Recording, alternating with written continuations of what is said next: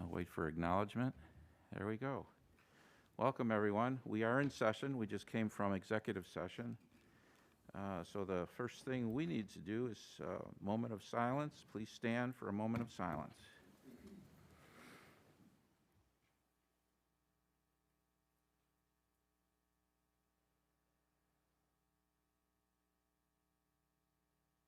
Now please join me to the pledge of the flag. I pledge allegiance to the flag of the United States of America and to the republic for which it stands, one nation under God, indivisible, with liberty and justice for all. Thank you, and welcome everyone.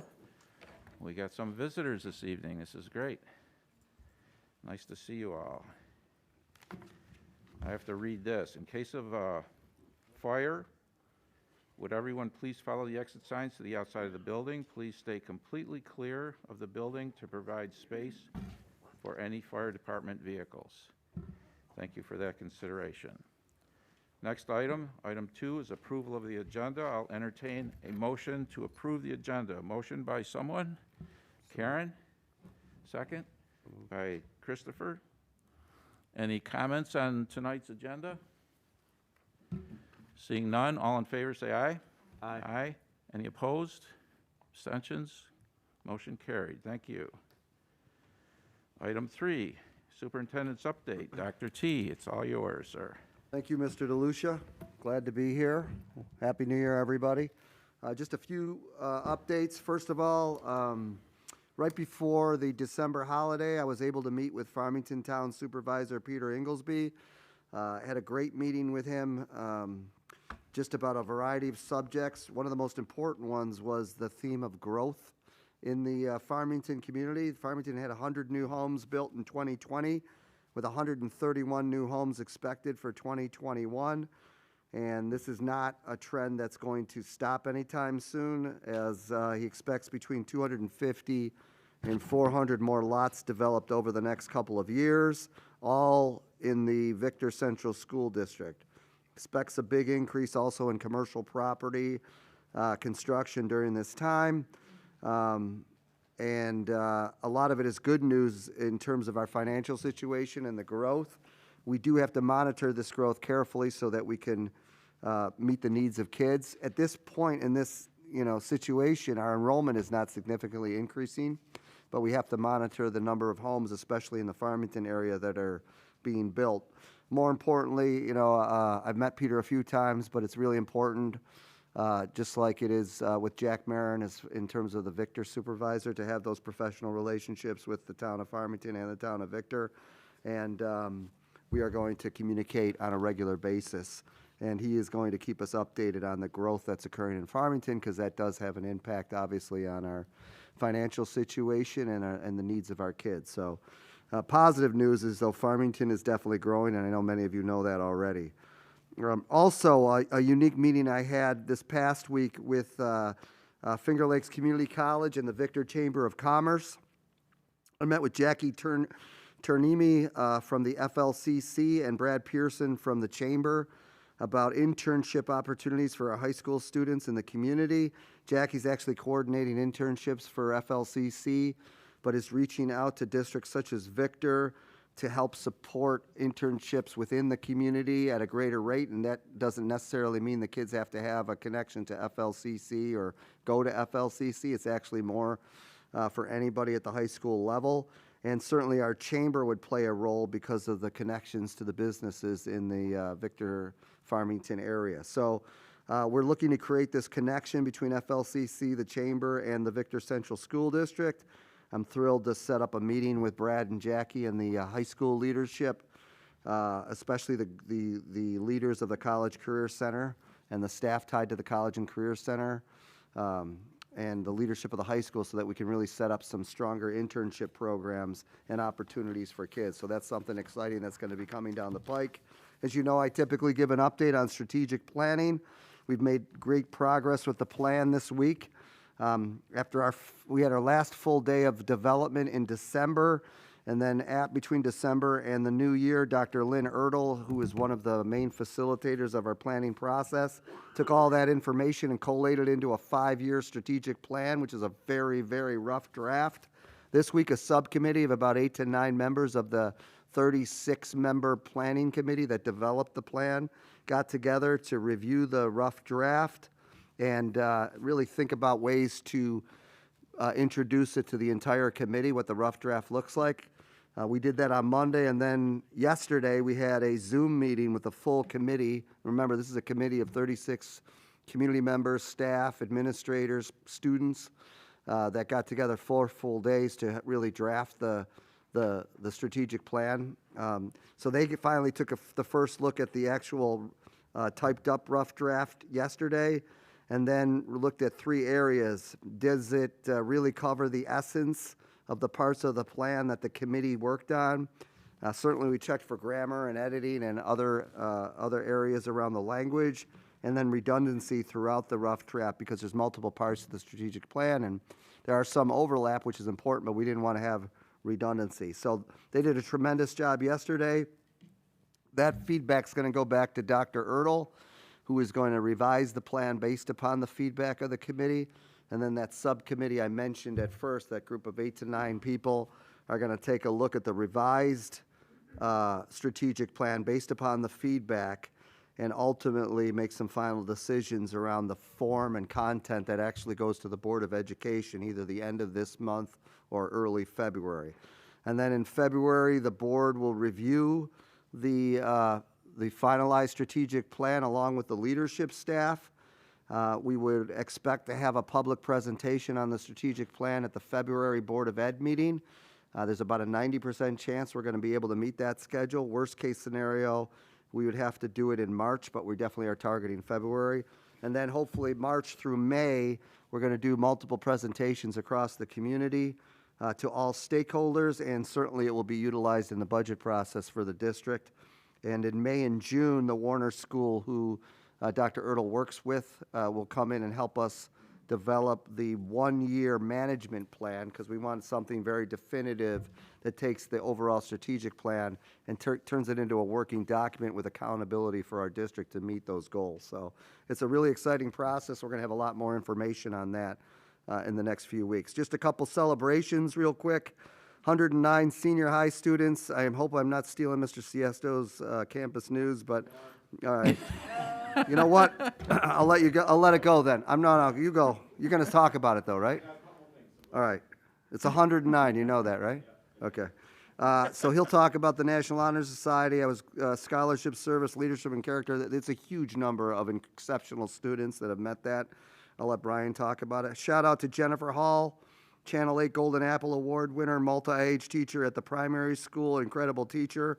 Also a shout out to Jessica Evangelista, who's one of our outstanding teacher aides. She nominated Jennifer, not just because of Jennifer's work in the building with what she sees, but with her own kids who are in this program. So Jennifer was on Channel 8. You can go to the website and look at that. I've been having a lot of conversation with the Victor Foundation. That's the group that raises money for the Victor School District to use outside the budget money.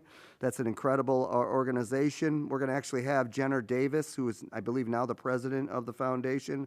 She's going to be on with me next week, Thursday, on the January Town Hall via Facebook Live to discuss some of the great work that the foundation's doing to support our children. Sometimes the foundation, we don't talk about it as much. It's kind of in the background, but if you've ever done the Devil Dash, and all those types of fundraisers, they're amazing. And the money that, and she's going to be able to talk about this, the things that are presented and given to our kids because of that are extremely beneficial. And we definitely celebrate the dedication and service of that group. Also, I'd be remiss if I didn't remind everybody that Monday is Martin Luther King Jr. Day. It honors the slain civil rights leader who dedicated his life to achieving equality for people of all colors. Now, what I continue to learn about this day is it's unique in terms of federal holidays because it's the only holiday designated as a national day of service. So it not only honors the life and work of Dr. Martin Luther King Jr., but encourages all Americans to volunteer to improve their communities. So on Monday, we not only celebrate the strides that our country has made with racial equality, but also gives us an opportunity to reflect on the progress we still need to make in this area. So I know everybody will reflect on that on Monday. That's my superintendent's report, Mr. DeLucia. I appreciate it. Thank you, Dr. Terranova. Okay, item 4 is presentations, recognitions. Although we have none, I would like to certainly recognize the colleagues on this board.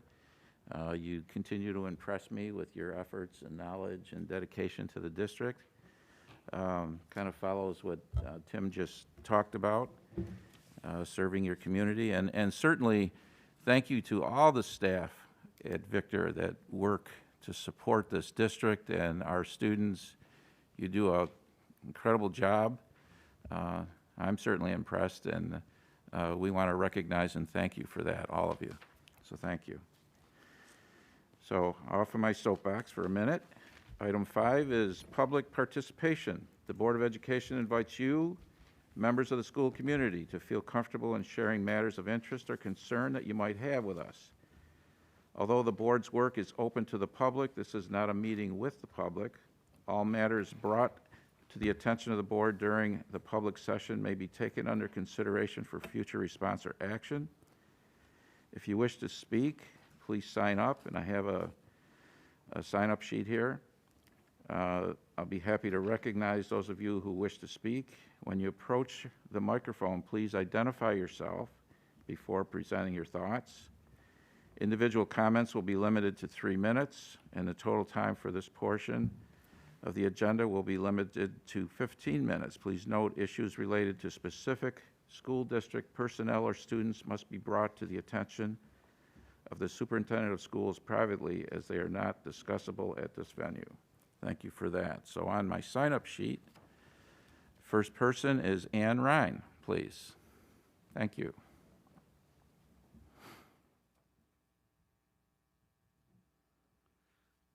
Hello, my name is Ann Ryan. Yes, I'm back. This is my 3rd time speaking at the Board of Education meeting.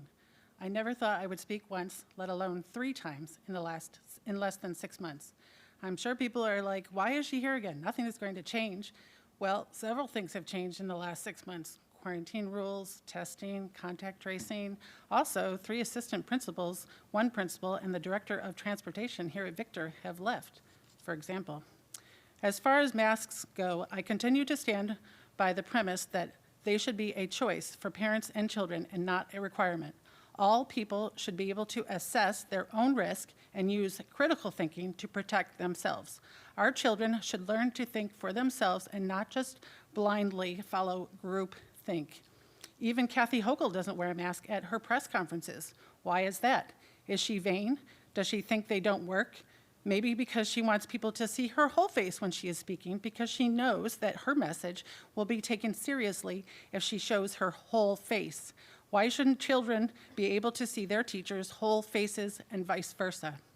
There are several states that have never had a mask mandate for school children or have dropped them entirely or are leaving it up to local county governments. What is wrong with New York? I have friends on social media posting pictures from Florida, Texas, Arizona, South Carolina, Tennessee, Indiana, to name a few, where their kids aren't wearing masks at school, even since 2020. Someday, this will be New York. We may be the last state to drop the masks, but it will happen someday. On Long Island, Nassau County's executive, Bruce Blakeman, issued an executive order permitting school boards to decide for themselves regarding New York's school masking requirement. However, the governor threatened to take away school funding if they defied her. Does anyone realize what a tyrant Kathy Hochul is by holding state funding over school districts to impose her will instead of the will of the people? Isn't that referred to as quid pro quo? Almost 2/3 of all New York counties said they won't enforce Hochul's indoor mask mandate. Nassau County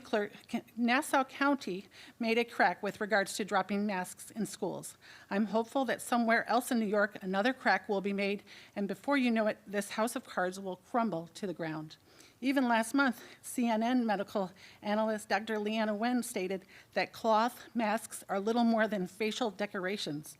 There's no place for them in light of Omicron. Things are going to change. Just last week, For example, the quarantine rules changed. Who knows what they'll be next week or the week after that? Last August, I didn't think Victor would send home test kits for COVID, which can't even be used for their return to school policy.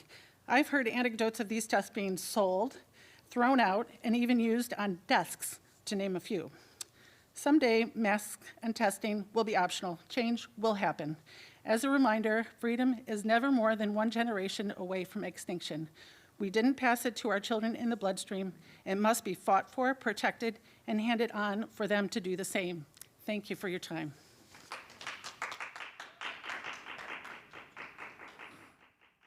Thank you for your comments.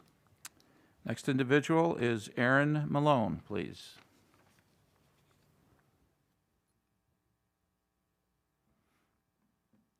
Hello, my name is Erin Malone, and I'm a sophomore here at Victor Senior High School.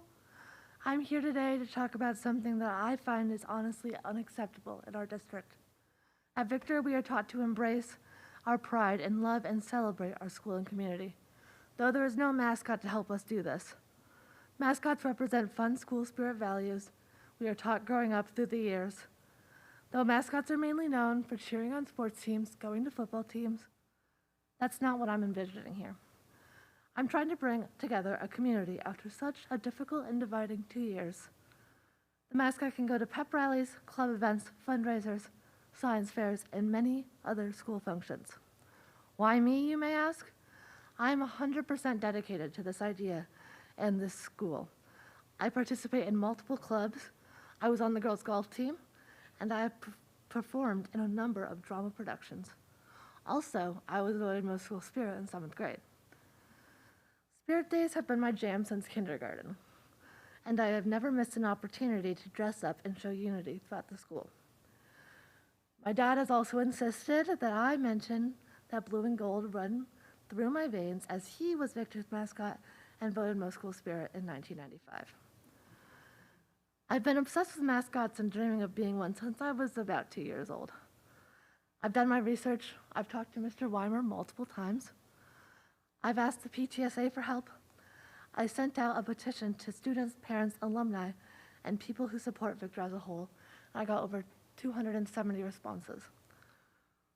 And now I'm standing here in front of you all. I come before you today to ask if the Board of Education would join me in my pursuit to bring the Blue Devil back to Victor by either partially or fully funding the costume. Thank you so much for your time.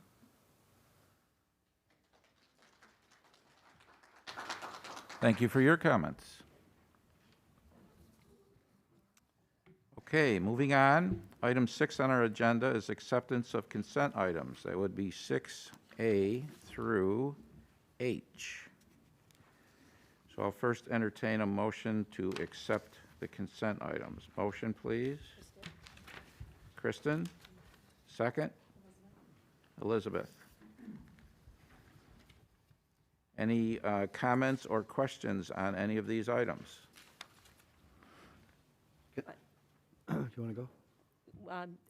Kristen. I kind of carry the torch of gratitude because, especially this month, as in many other months, the level of support from our booster clubs, from organizations across the state, including M&T Bank and Buffalo Bills and so forth, just reinforces some of the great programming and activities and things that we can do. And we owe a great deal of gratitude to their generosity. So thanks to all. It's innumerable. I mean, over the years, it's outstanding, extraordinary, and it's definitely a source of pride. And we thank you for that. Thank you for your comments. Dr. Yeah. G. Thanks, Mr. DeLucia. Two quick things around the consent agenda. One is to piggyback on Ms. Elliott's comments of thanks to the donations. I do want to point out that the first one is the Breath Family Charitable Gift Fund to the junior high school library. We have our junior high school librarian here tonight, Linda Tabbitt, who happens to be the daughter of Mr. Breath, where the donation is coming from. So I just want to recognize Linda and thank her for your family's commitment And it's great that the donation of your dad is going right to the junior high school library, which you love and do an incredible job in. And that's just one of many donations, as Kristen said, which we are very thankful for. Also, just a quick recognition in terms of our personnel agenda. We have 3 tenure appointments. David Thering, who is an assistant principal at the junior high school, does a fantastic job there, is being recommended for tenure tonight, along with Maura Ravinsky, as well as Nancy Williamson, both elementary teachers. So David, Maura, and Nancy, congratulations. And it's with sadness, although they're here till the end of the school year, that we recognize 2 retirements that are also on the personnel agenda. One is Christine Berardino, who is a fantastic nurse in our district. She's going to be retiring the end of June. And Elizabeth McKee, an elementary teacher. Elizabeth and Christine, again, are exceptional, have been here many, many years, have influenced thousands of kids, and we're going to definitely miss them. The good news is they're here to the end of the school year, but I did want to recognize Christine and Elizabeth tonight. Thank you. Thank you for those comments. Can I put my geek hat, my science geeky hat on? Sure. So and I'm looking for clarification. I actually think I'm very curious. Thanks to Yvonne Carnival for the 500 milliliter bottle of glacial acetic acid. And being an earth science educator myself, I'm curious what that is. So I'm going to be asking, I guess, the chemistry department in the senior high what that is. But thank you for that donation. You're talking about the acetic acid? Yeah. Yes. I can find out. It's the glacial acetic acid. Maybe Mr. Siesta will talk about it as campus news. Yeah, I have this newfound curiosity. I'm excited. Okay, so we have a mystery for tonight to pursue. All right, thank you. Someone's Googling it, I'm sure. Any other comments? Grateful. No other comments? Then all in favor say aye. Aye. Any opposed? Abstentions? Motion carried. Thank you. Item 7A, campus news. Who will be first this evening?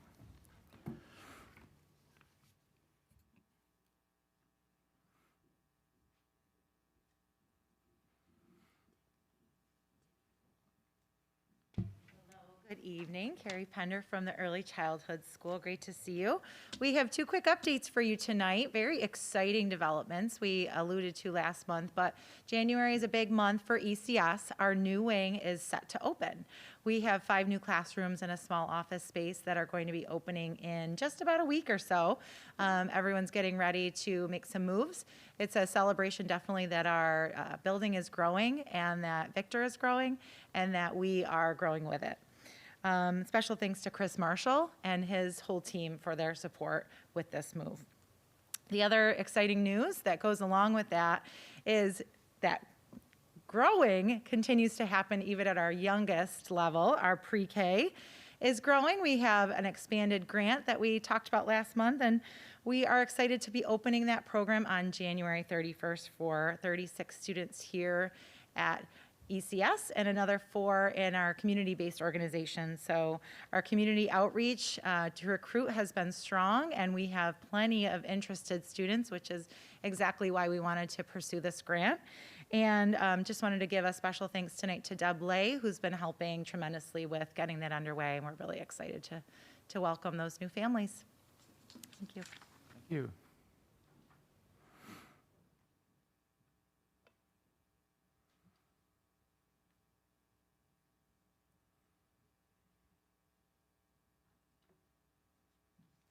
Good evening, Heidi Robb at the primary school.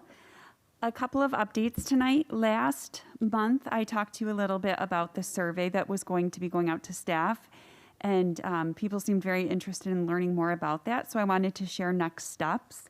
I had the chance to really take a look at those results and do some synthesis myself. So next steps are going to be rolling this out to the staff and having them take a deep dive and look and celebrate some of our successes, and then also decide where do we want to go from here? What might be some action items or some goals that we have for the primary school?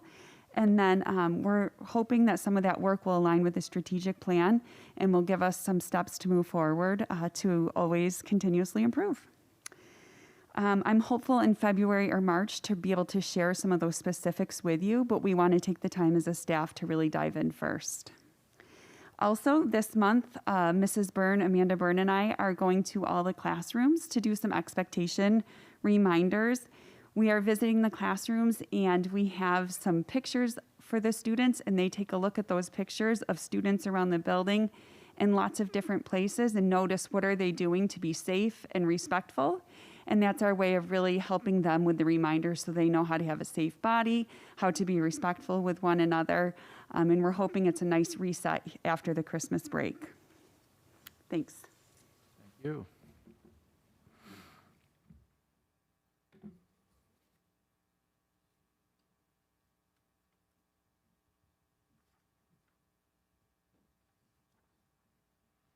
Good evening, Michelle Maloney from the Intermediate School. We had a very special guest visit the building today. Mrs. Ballard came and joined us, and she and I went up to 6th grade, and we learned about phrenology and whole brain science and Dr. Gull's research, and it all tied back to the Phineas Gage book, which all of our 6th graders are reading and learning about the life of Phineas Gage. So that was a lot of fun, and you all have an open invitation if you ever want to come visit school. Please feel free. We also are excited that we got a chance to bring back our musical ensembles. Our performances this year, when we had 6th grade orchestra right before break. We had 6th grade band and chorus earlier this week, and we have 2 more next week, the 4th and 5th grade band and chorus. The great thing is that our 6th graders hadn't performed in front of an audience since 4th grade. So, and for 4th and 5th graders, that was our first time. So it was just a really great opportunity to get to see people together, and everyone was just ecstatic. We're still struggling on a regular basis to cover our subs situation every day, but I'm very happy to say we have a dedicated staff who's going above and beyond every day to make things work. Thank you. Thank you.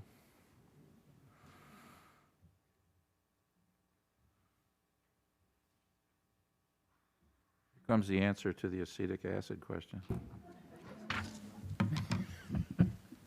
Supposedly it's like vinegar, so that's what Google just told me. So, Brian Siesto, principal of Victor Senior High School. As Dr. Terranova said last Wednesday, we inducted 109 students into our chapter of the National Honor Society, which is more than I can ever remember going in at one time. A great ceremony in our Performing Arts Center where we were able to have the students and their families come and celebrate together.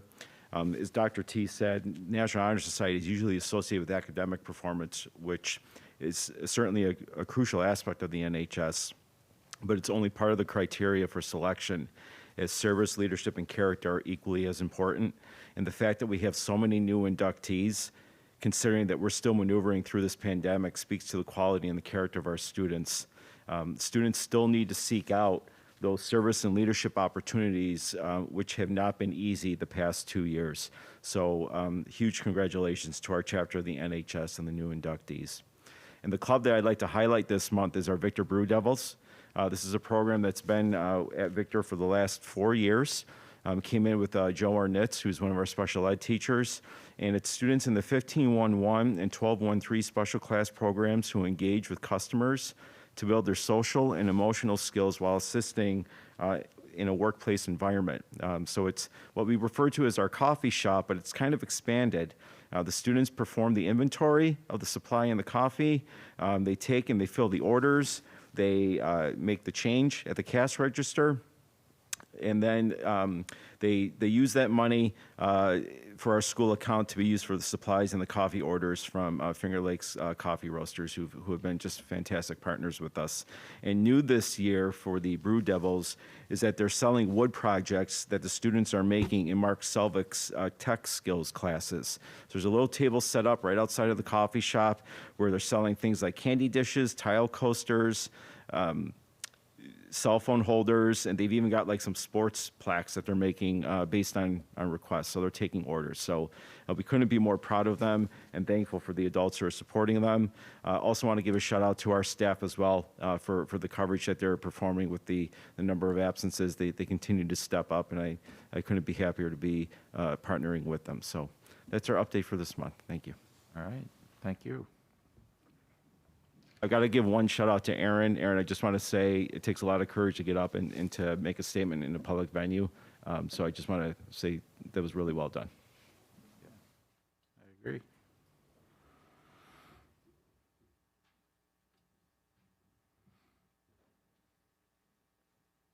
Good evening, everyone. Brian Keith, the principal of the junior high school. And I do want to start by echoing some of Dr. Terranova's recognitions for Linda, your family's support of our school. It's fantastic, and our library is definitely a special place for our kids. And so thank you. And thank you to the Family Foundation for that. A couple other things to highlight. We had a Pirate Toy Fund effort this year from our Young Teens Leadership Club. And we got a special recognition from the organizers there that our efforts really helped them not only achieve their goal for the greater Rochester community, but exceed it this year. So we did receive a certificate on behalf of our Young Teens Leadership Club for that work. And right on the heels of the Pirate Toy Fund, our Young Teens Leadership Club is now running a crafting activity for making animal toys to go to Lollipop Farm. So they're focused on making octopus dog toys and Adopt Me bandanas. So they're in the process now of collecting some of the materials they need in order to put those things together and to get those to the Lollipop Farm. I want to thank our PTSA for our continued support of our Wednesday study program. We're now about 2 months into that, and we're seeing anywhere between 20 and 40 kids on Wednesdays staying after school for a couple hours, having snacks and things provided by our PTSA, and that's a big draw. So we certainly appreciate that. And like Brian Siesto said, I echo the support of our staff, our faculty, our counseling team, just kind of keeping a look out for each other, keeping our classes up and running, trying to keep instruction moving forward, even though, daily we're kind of tasked with some workforce shortages. We're still making it work, and we're doing what's best for kids, and so I certainly appreciate the staff and the faculty's support of that. And Karen, real quick, we had about 20 students participate in the math competition. You asked me to kind of report back on that. So we had about 20 students participate in the first competition of the year. So, yep, thank you. Thank you.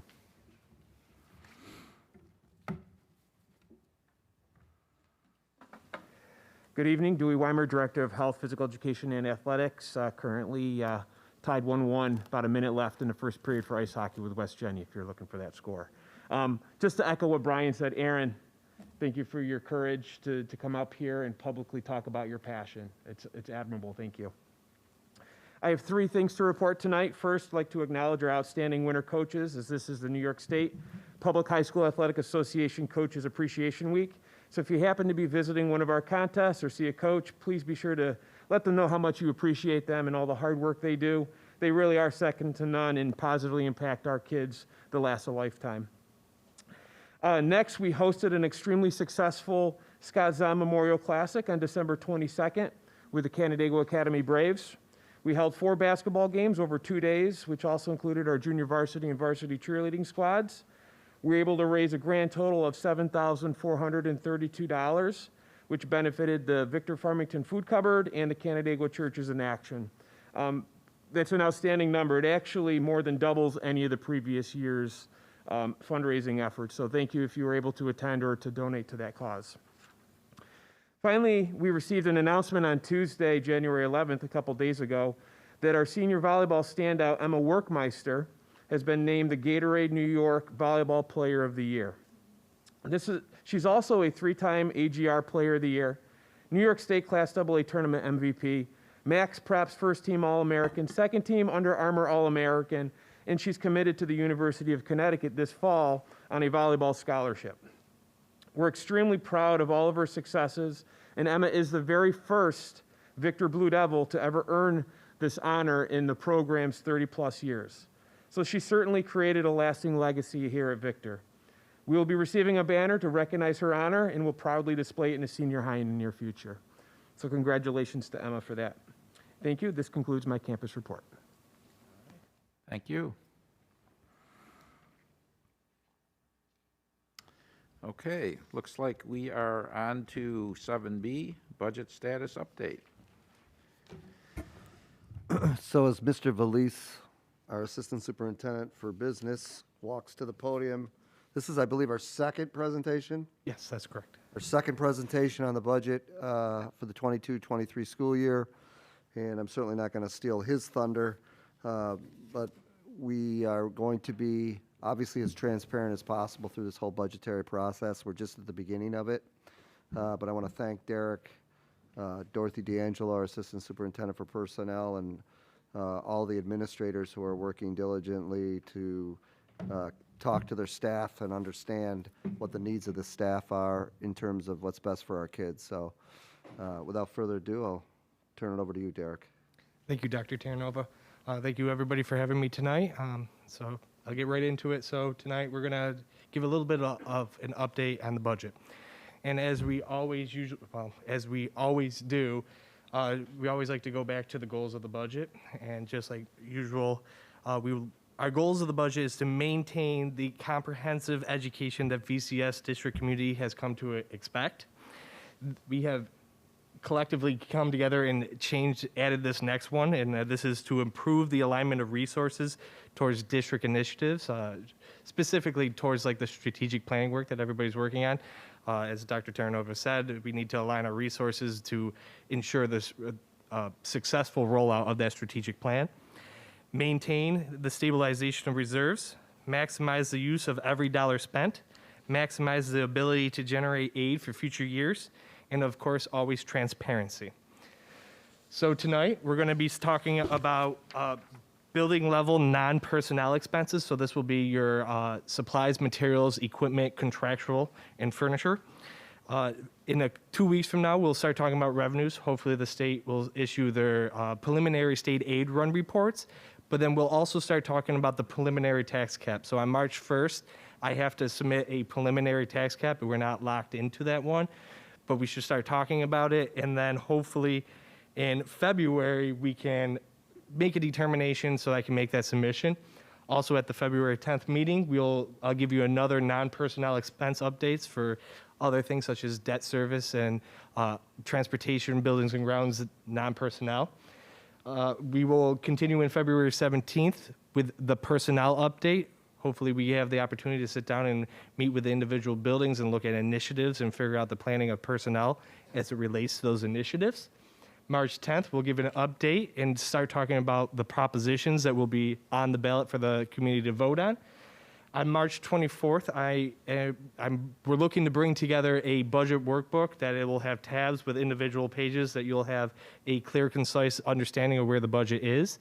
So then you have 2 weeks to review, because at the April 7th board meeting, we have to adopt the budget. So that is the timeline for the budget presentations in the coming months. So when we start talking about individual building non-personnel budgets, we like to look at three factors. First of all, the enrollment trends. If we see an influx of students, we may have to add a section. So we have to keep in consideration that we may have to increase supplies based off of student enrollment. We have to consider inflation and other district initiatives. So we'll be touching on each of these individual items tonight.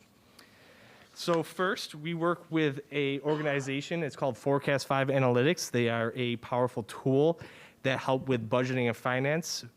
As we enter everything into the financial system, we push out and upload into their database, and they help us with everything from budgeting, planning, and projections, and they even have a tool for enrollment projections. So I am not an actuary, so I'm going to try to do my best to kind of describe how the enrollment projections work. For the pre-K and kindergarten, they actually look at live birth data based off of our zip codes. And as you can see, this is an anomaly that you don't see in most other districts. For every student born 1.3, or every 100 students born, we are actually seeing 130 students come in. So that's talking to the growth in Farmington we were talking about.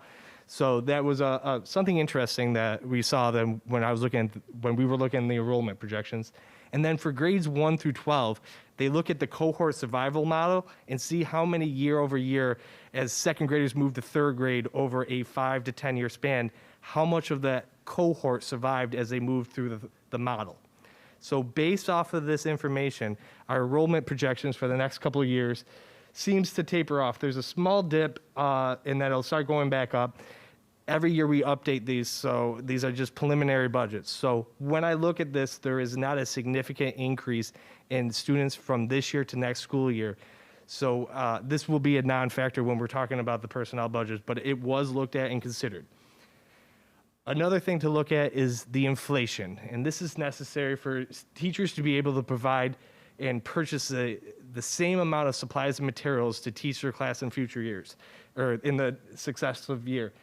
If we look at a 12-month look back, inflation is around 6.8%, which is pretty high, but in order to adapt to the needs of the students and maintain the same level of instruction, we would like to see supplies, materials, and non-personnel budgets go up about 6.8% to adapt to this change. And then the last factor is initiatives. So we haven't quite got to the initiative piece. We're going to start meeting with, as you roll out the strategic plan, as we start meeting with buildings and look at what we look to offer as program for next year. So there may be adjustments to these budgets based off of those factors. But for tonight's presentation, it wasn't adjusted for initiatives because we're not at that point in the budget development. But hopefully in the future, as we get through the budget process, we can go back to these and make adjustments accordingly.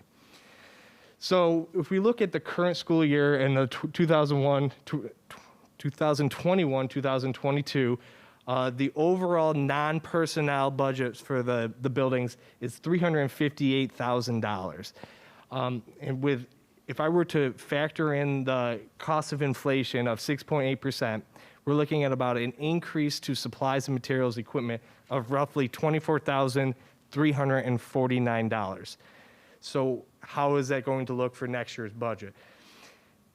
We met with the building principals, and there was two common themes that that we had heard, and that was the inflation issue and a furniture budget. Previously, we purchased furniture through the capital projects. We're still doing a little bit of that, but we're trying to get away from that methodology and start building the furniture budget into the building. So we took the 24,000, rounded up to 25,000, and we did an even distribution across all the buildings. So currently, teachers have been buying classroom chairs, their office chairs, through their supply budget. So by shifting that expense into the furniture budget, hopefully they can free up more money to adjust to this inflation. The explanation of why we chose to do 5,000 across the board, the senior high has some misleading information to that number. There's things in there such as graduation and co-curriculars, athletic money, so it's inflated. But then in the younger grades, they have different type of seating and tables. They have those kidney bean tables, those trapezoid tables. And as opposed to higher grades that are just traditionally chairs and desks. I mean, you do have those science tables and whatnot, but at the lower grades, they have more expensive furniture sometimes. So with an even distribution across the board, it felt equitable, and ideally we'd like to get those numbers up to a point where we can probably do like a whole classroom refresh of furniture and keep adapting to breaking desks and whatever the buildings need. So any questions on where we are with non-personnel building expenditures? Mr. Parks? So first off, thank you for all this. The question I had, you started to speak to, is $5,000 enough? And it doesn't sound necessarily that it is, but short term, it's steps in the right direction. Yeah. And then in looking at that, do we have, not necessarily right this second, but numbers on what's the cost of depreciation of the furniture in the building? You're talking about a refresh. Is that something then that systematically would plan out, saying, well, in the primary, each year we're going to budget for the refresh of furniture for 2 classrooms? Same thing in the senior high, and based on number of rooms and things like that. Is that something then that we'd be able to project out? So in growing that, even just that furniture line item that is built in, it's a consistent piece. We land on a number that we know is comfortable, ideally, obviously, there's inflation, but that it's less of a moving target and it's more stabilized? Yes, so I don't have that number off the top of my head. It is in the financial report, so I can get that number to you. But yes, that is something to consider. So to the original question of the 5,000, it is low, but right now we're going through contract negotiations with different unions. We have the strategic plans. I don't know what the budgetary impact is. And we don't want to limit our ability to roll out different initiatives and programs. So hopefully as we move through the personnel piece and we start getting clear revenue numbers, I'll get a better idea of what we can add back to the furniture budget or supplies and materials as well. So this early, without even having preliminary state aid runs reports, we haven't talked about where we want to be at the tax cap, and we haven't started negotiations with the other unions. It's really hard to project what those costs will be, but the goal is to get those up to a higher number, start meeting with the principals and getting an idea of what they're looking at, because the different classrooms have a different cost. Because if we're looking at like a home and careers classroom where we're buying refrigerators and stoves, that's going to be a bigger ticket item than other ones. So a lot of planning will go into these, a lot of discussions with the building, and a lot of feedback from staff as we develop future furniture budgets. So, did I answer your question? Yeah, thoroughly. And then being able to pull from, Mr. Siesto in the high school and Chris Marshall saying, okay, well, in 2016, 17, and then in 15, 16, 16, 17, how many chairs are breaking in just normal wear and tear in a high school? Yep. How many are in the primary? So, okay. Yeah, and so ideally, the long-term goal is to get a refresh cycle, so then we know and we can project years out what we're looking to do, but doing exactly like you said, looking at how many chairs, how many desks break, the age of the inventory, to your point on the depreciation, because a lot of these furnitures were purchased when we did the addition, so some are older than the others, so looking at the age of the equipment is definitely important. And then one other one you just made me think of as you were speaking there with equipment. So let's jump in again into the high school. From a budgetary standpoint, is it departmental? Is it building? Is it both? Where you're looking at, okay, well, a science classroom, to your point when you said home and careers, is going to be equipped more differently, and you've got the furniture, but then you've also got beakers, et cetera, where that's going to look different than a math classroom. How are we looking at tackling that, and does that get broken down to that level of granularity?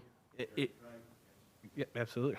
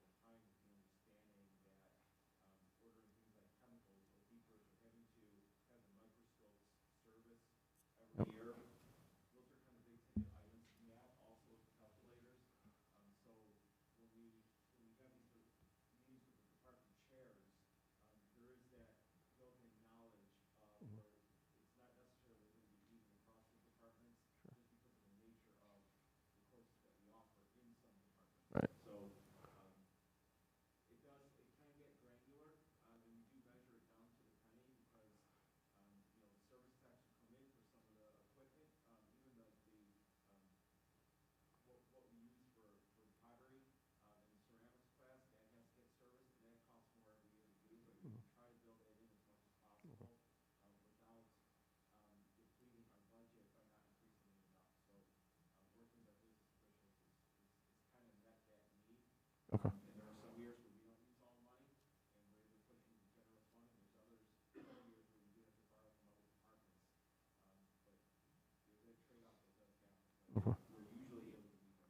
Okay. And it sounds like going forward, this might help reduce the amount of trade-off that you end up needing to do.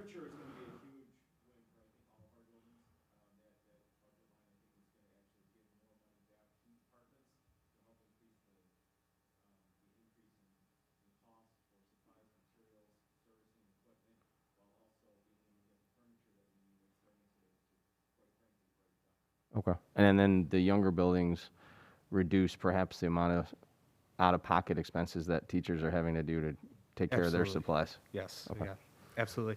And going back to, so I believe in shared decision-making and empowering individuals. So when we put the furniture line in, we actually did it in the building level. So we're actually giving the buildings and the principals when they meet and they're making that decision with their own money. We're not putting into Mr. Marshall's budget or off to the side where they have to ask for permission. We're giving them full access to do what is appropriate without having the red tape, so to speak. So again, empowering them to make their own decisions, working as a team and deciding, prioritizing, and then coming up with their own budgets and coming back to the district office and presenting what they would need for refresh. Thank you. Derek, I have a question. Oh, Sure. Sorry, you go ahead. What about transportation department? They have all that furniture, so do they have a, So their furniture is part of the capital project. So with the new addition of the building, they're getting all new furniture right now. But to your point, they will eventually, we'll have to look at an obsolescence plan of their furniture as well and start looking for additional furniture. But for this upcoming school year with the new transportation being opened up in July, August, they should be good for this upcoming school year. But you're absolutely correct. All across the board, everybody needs the appropriate workspace. I'm looking for some feedback about technology and equipment in that department. Absolutely. So right now, we're using a lot of the stimulus money to purchase additional flat panels, the document cameras, a lot of Chromebooks. Mrs. Ballard was in our tech committee meeting this morning. We're working and talking district-wide as a tech committee about the rollout of one-to-one, but there is a big shift, and we're trying to get it in there. But one of the biggest concerns about jumping in and putting all these in there, if we spend $3 million in Chromebooks flat panels and they have a 5-year useful life, in 5 years, that $3 million is going to come due. So we kind of flatten it, so then space it out in a rollout and spread out the purchases, so then it becomes a consistent number as opposed to having that balloon payment every 5 years. So a lot of the stimulus money has been used to purchase flat panels, these document cameras, and all this other technology. I was speaking to the classroom, not specifically to Chromebook one-on-one. I'm looking at like in the classroom, like smart boards being replaced by flat panels. Yes, yep, that's all a part of it, yep. You spoke to the instructional buildings and grounds with their non-personnel expenses, so like trucks, mowers, things of that nature. Where does that fall in within the budget? So that we're going to talk about that in probably the February 10th update. Mr. Marshall's sitting there working through getting a refresh cycle. So before he didn't, he kind of drove all of his maintenance vehicles into the ground. We're actually working on a mini bid to get a new snowplow truck, hopefully for next year, because it's a long time after you do this bid, because these are all custom order things, and then there's a delay. So we're actually already actively going on the New York State OGS website, the state contracts. We're submitting a mini bid for other people to put in, but he too is also working on a refresh cycle for all of his equipment, the lawnmowers, everything, snow removal. But yes, so hopefully we touch on February 10th. He has a lot. And just to clarify, when you talked about the live births, and I think it was the first slide, maybe? This one? Yes, and then when you went to enrollment projection on the following, are those just, so the live births, does that have any bearing on like new builds, development, move-ins? Yeah, so that comes down in the pre-K, the second bullet. It says compare live birth rates to actual increases in enrollment. So for every 100 kids being born in our district, there's 130 kids coming in. So it's like there's 30% of every, and this is just an assumption based off of this data, about 30% of the kids coming in are new to the area based off of the birth compared to enrollment numbers. So yes.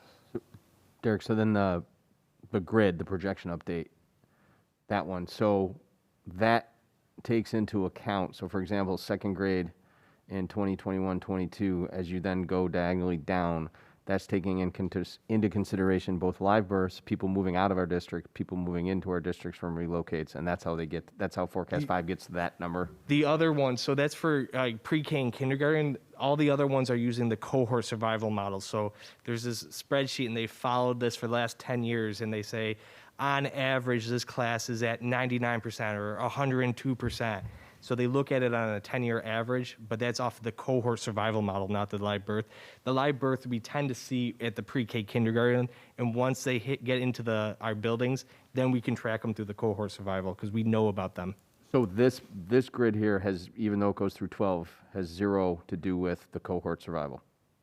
It does. So pre-K and kindergarten is off the live birth rate. Grades 1 through 12 is the cohort survival. Right. So in the cohort survival, are they taking the cohort survival, saying the cohort I'm looking at the year that we begin it is 500? I'm making up a number. Mm-hmm. And is that something where they're looking at it, it's just attrition? Yes. Or they are also looking at move-in, relocates, people moving out? A little bit of both. So in that 10-year look back, you had people moving in and moving out, so it would have affected the numbers of the cohorts. Because if you see the grade 1 for the current year to grade 2, they're experiencing two student increase because that is based off of a 10-year average projection. Okay, so cohort survival is not just attrition?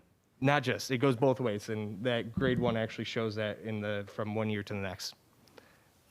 Fortunately, I picked one that actually did So how that. does this enrollment projection respond to Dr. Terranova's conversation with the town planning board?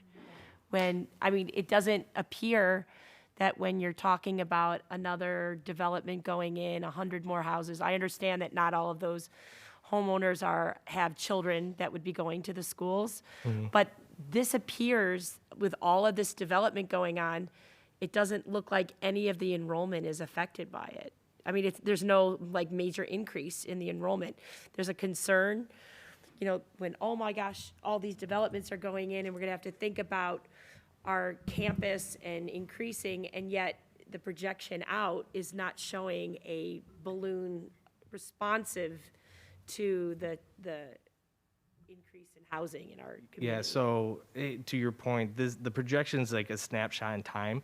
So we pull this report every year to keep monitoring that impact. So at this snapshot in time, it doesn't talk to it, and what Farmington is presenting is projected numbers. So until we start getting actual numbers, again, we'll keep monitoring it. That's why it's kind of like the weather. The further out you're projecting, the less accurate it is. So right now we're really looking at it just for the next year, and that's for the most part accurate because these kindergarten and pre-K kids, they're already born. They're 3-4 years, and most of them are in there.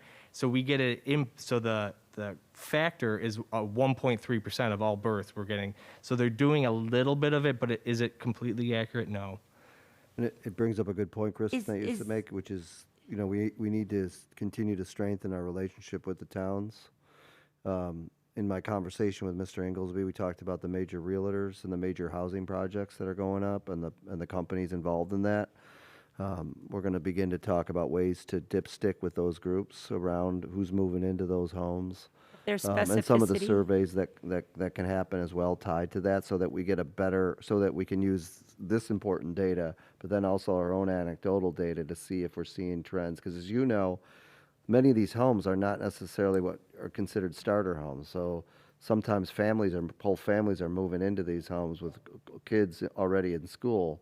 And so it's a little bit unpredictable, which is something we need to get a better hold on. That was going to be my next point. Is there someone who's doing a demographic study, specificity to the kind of housing that's going in? Is it more geared towards senior living communities? Is it, Yeah, I you could, know, I can give you the right, the those general sense conversations. is it's definitely family housing, Right, okay. mostly. But but then again, there's also people who are in existing homes in Victor and Farmington whose kids age out. And if those individuals don't move, then you lose kids in that area. So that's also something that's in these numbers that we're looking at. And typically when there's like a big apartment complex or new track coming in, the municipalities do a great job of sending the blueprints to us, because one of the things that they do a good job of keeping track of, or keeping into consideration, is turnaround spots for the buses. So a couple months ago, I got one about a new housing complex that's going to be coming in, and they gave me the full blueprint. So with that, we're able to forecast out a little bit and get a little bit of an idea of what to expect. So the municipalities do a good job before it goes to the zoning board about approving the spaces. Any other questions? All right, so just a reminder of our next steps. Hopefully we can do a deeper dive into our revenues for in 2 weeks from now. Hopefully the state issues the state aid run reports. I have the information for the tax cap scenario, so we can run through and have a discussion about those. February 10th, we're going to give the non-personnel updates, buildings and grounds, transportation, other non-personnel items, and then hopefully we can make a decision which way we kind of want to go with the preliminary tax cap submission that's due March 1st. February 17th, we will have a personnel update for you.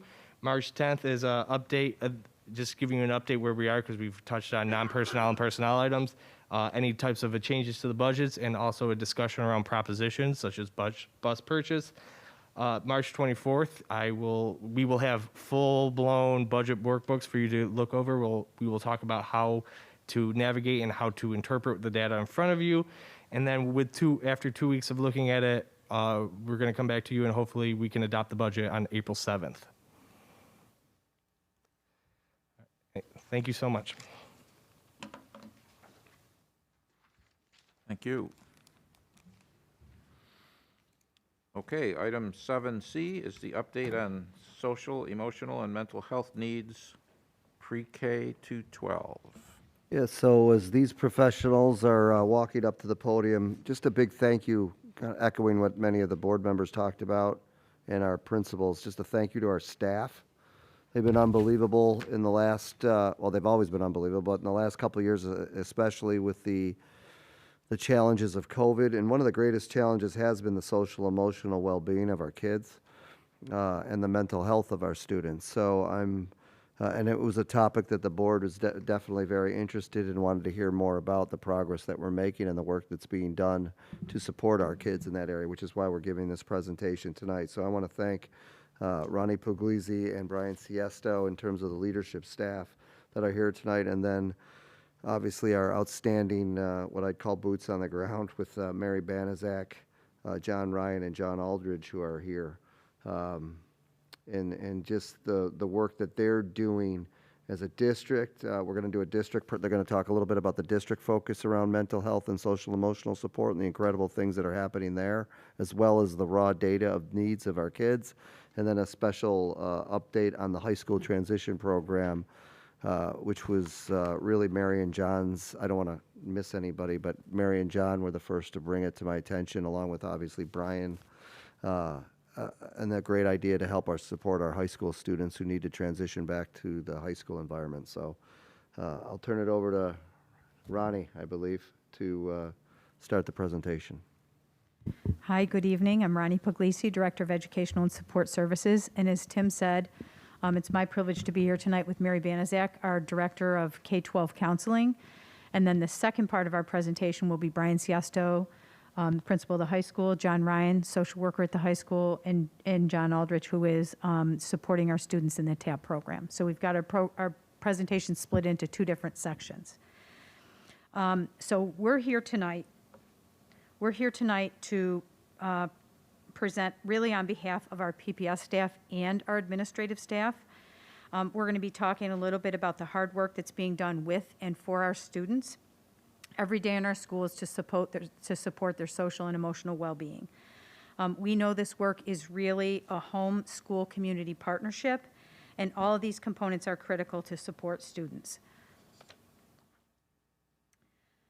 So in September of 2019, I, and as well as others, stood before you talking about how we were getting ready to move toward the supportive development of our comprehensive guidance plan. So our Pbis staff began the implementation of our new comprehensive student support plan in 2019. This is a New York State education mandate, and our primary focus was on the provision of school counseling core curriculum instruction for all students. Areas we addressed included academic skill development, social emotional development, and college and career readiness. We were really excited to start this work across the district K-12. We knew we needed to improve our Tier 1 instruction, and we were really ready. This pyramid is a model that shows where we were striving to be pre-COVID. This model focuses on being proactive rather than being reactive. The triangle here Well, the triangle on the left represents recommendations of the American School Counselors Association for time spent on each tier. For example, 80% of time should be spent on Tier 1, which is the core curriculum for all students. 15% on Tier 2 supports, which are small group interventions, and 5% on Tier 3, which are interventions for individual student supports. The triangle on the right is more of an approximation of the amount of time that is currently being spent supporting our students in each tier. You can see it's not the direction we intended to be headed in when we started the 2019-2020 school year. This year, due to the increasingly complex needs of so many of our students and families, as we return to in-person everyday instruction for the first time in almost 2 years, PBS staff have needed to really pivot from the provision of the planned comprehensive Tier 1 counseling lessons. This year, we need to triage and support the immediate needs of our students on a daily basis. PBS colleagues, which include our counselors, our psychologists, our social workers, and our school nurses, work along with our building and district administrators to address each student's individual needs with a focus on supporting the family system through collaboration with school and community supports. This slide speaks to the current state of student supports and the trends we are seeing. This has been really an all hands on deck kind of year here in Victor, within our region, our state, and our country. These are the trends we're seeing K-12 based on social emotional needs. There's an increased need for PBS staff and administrators to triage students with immediate needs by responding to crisis calls or calls for assistance. Issues such as mental health needs, noncompliance, aggression, destruction of property, and leaving instructional areas are common occurrences this year. As a result of time spent to address these issues, staff is unable to provide the proactive Tier 1 comprehensive guidance plan classroom lessons that were designed and implemented 2 years ago. So there's an increased time supporting tier 3 needs versus Tier 1 needs, and we're seeing more students with higher needs, and the level of intensity of need has increased significantly. Here are some examples of district-wide initiatives that we know help us support our students. This year, ironically, things such as the ability to participate in extracurricular activities and in-person instruction, which we once took for granted, are now key factors for supporting all of our students' mental health and well-being. We are grateful for the addition of school social worker support for children at every level.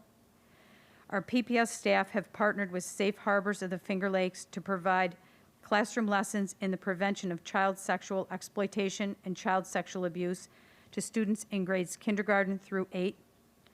The Safe School Helpline provides students, parents, staff, and community members an opportunity to report anonymously concerns for the safety of themselves and others. We're beginning to use Panorama, a platform that links with School Tool, to help us analyze academic, behavioral, attendance, and social emotional data. So these are some of the things that we wanted to share with you to start our presentation. And Mary's going to share with you a snapshot of some of what's being done to support our students' social emotional well-being at each of the buildings.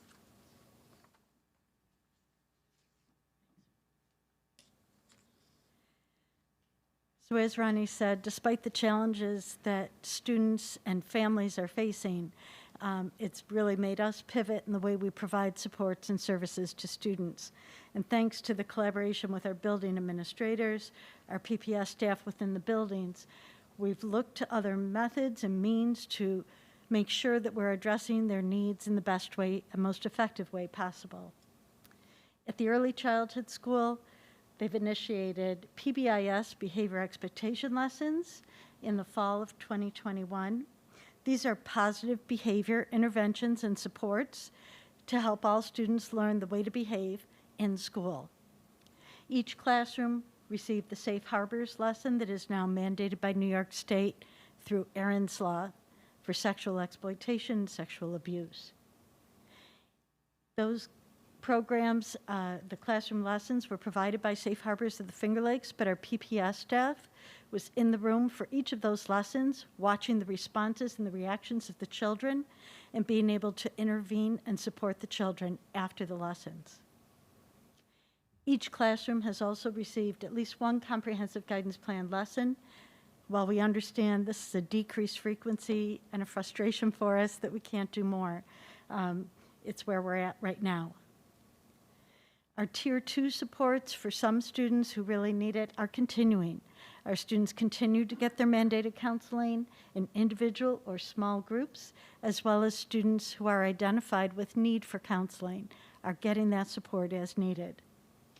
We also are continuing to run the primary project in the early childhood school with 34 students currently engaged and 11 students on the wait list. The Tier 3 situation in the primary school, as Ronnie described, is exacerbated by calls from classrooms regarding crisis or need for support from our Pbis staff and administrators. Referrals to outside counseling is continuing. We partner with providers in our area, in our community, through our medical professionals in the community to provide counseling support to our students for a higher need of support. We also continue with the Family Support Center that's been a wonderful resource for us at the primary school, where we can identify children who need that support and they attend the support with their families, identify goals, and it's a short-term solution-focused therapy that our children and their families can receive. In addition to that, our building teams at the early childhood are being trained in MTSS, which is the multi-tiered system of support, kind of looking at intervening for students in need based upon a referral from a classroom teacher or a parent, looking at interventions and supports that would be helpful for them, implementing those interventions, collecting the data, analyzing it, and returning to see how that's working and what next steps might be needed. There's also a school community team that is planning for additional Tier 1 positive behavioral intervention supports implementation at the early childhood school. At the primary school, the children there have received their Safe Harbors lessons as well, and at least one comprehensive guidance plan lesson. They continue to work with children in small groups and individual counseling, and 68 students participating in primary project with 6 awaiting. The Tier 3 supports there are similar to the early childhood school with the use of our Family Support Center for students and families, referrals to outside counseling, and mandated counseling, of course, continues.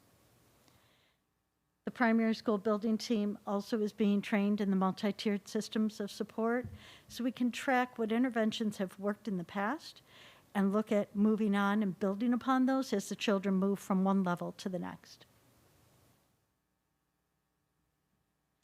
At the intermediate school, our Safe Harbors lessons in the fall for grades 4 and 5. Due to COVID, the grade 6 Safe Harbors lessons is postponed till the springtime. But we have been able to provide at the intermediate school, we have 3 counselors there, so they were able to provide comprehensive guidance plan lessons as needed upon teacher request. Our Tier 2 children, 132 students, are receiving small group and individual counseling by Pbis staff. Tier 3 interventions, again, for our highest need students, continue at the same rate between the early childhood, the primary, the intermediate. Students and families receiving Family Support Center. In addition to that, this year we're really grateful to the district for partnering with Rochester Regional Health, the Genesee mental health component of that. We have a counselor in the intermediate school 1 day a week, and that counselor is working with 7 students right now at the intermediate school on Tuesdays. Supporting that student, there is some psychiatric consultation components and medication management. The parents use their insurance to cover, but the support is housed right in school, so the parents don't have to travel to get their child to an appointment after the school day if that becomes a hardship for the family. The junior high, in addition to all the things the counselors typically do with orientation, supporting students, lunch bunches, counseling, check-ins, they're also providing comprehensive guidance plans in a learning styles assessment with Naviance in grade 7 and some mental health work in grade 8. In addition to that, they've worked with 7th and 8th graders on typical academic protocols for accessing the tools, their instructional materials through the tools like Google Classroom. Tier 2 supports continue with small group counseling, lunch bunch, things like that, offered by the Pbis staff, and the junior high benefits from the boost support for some students who need that extra help, that little boost with their academics, making sure that they're understanding what their assignments are and getting support with that. Tier 3 interventions continue at the same rate. At the junior high, we still access the Family Support Center for some families and students who need short-term, solution-focused therapy, but our longer-term, more significant needs of students are addressed by referrals to the Rochester Regional Health Counselor that's in the junior high every Wednesday this year.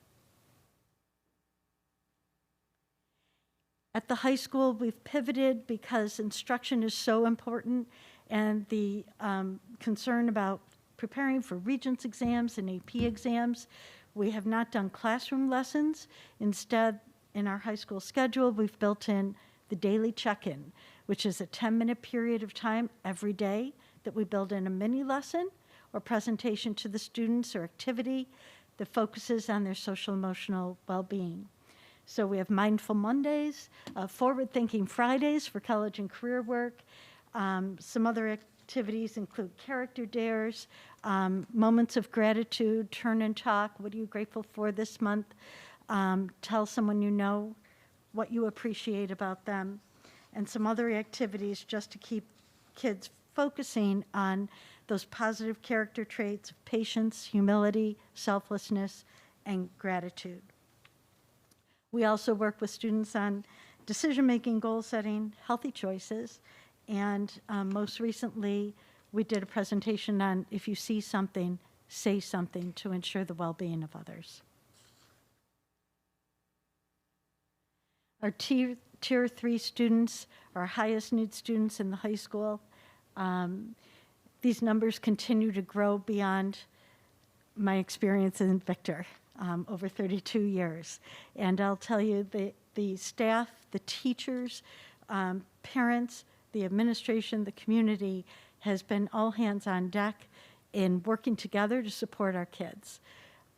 They're difficult, challenging issues, difficult, challenging times, but everybody's working together to make the most and to make the best support for our kids possible.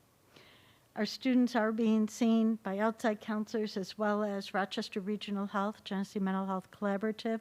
Those numbers continue to grow. They were being seen weekly initially, but with so many referrals coming in, they've become bi-weekly so that students don't have to wait or go to an outside location where they may struggle to get to on a regular basis. In addition to that, you're going to hear in a moment or two about our transitional academic program. This program was developed for our highest need students. These are students who are returning from hospitalization due to mental health issues, our partial hospitalization program, as well as just extended absences with home tutoring provided. So instead of kids being at home or being nervous about coming back to school, we now have a safe location in John Aldrich's classroom with support from John Ryan to help these students acclimate back into the high school. Based upon what we're seeing across the district, K-12, our social emotional needs of our students and mental health needs, we would recommend an increase in Pbis staffing to allow for provision of the comprehensive guidance plan to continue to move forward as planned and as mandated.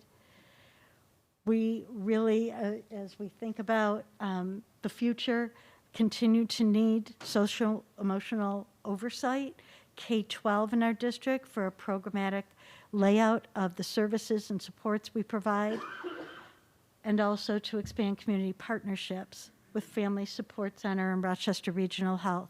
Our Rochester Regional Health numbers, while we have 1 day in each building, intermediate, junior high, and high school, we could really use an additional day for junior high students and an additional day for our senior high students.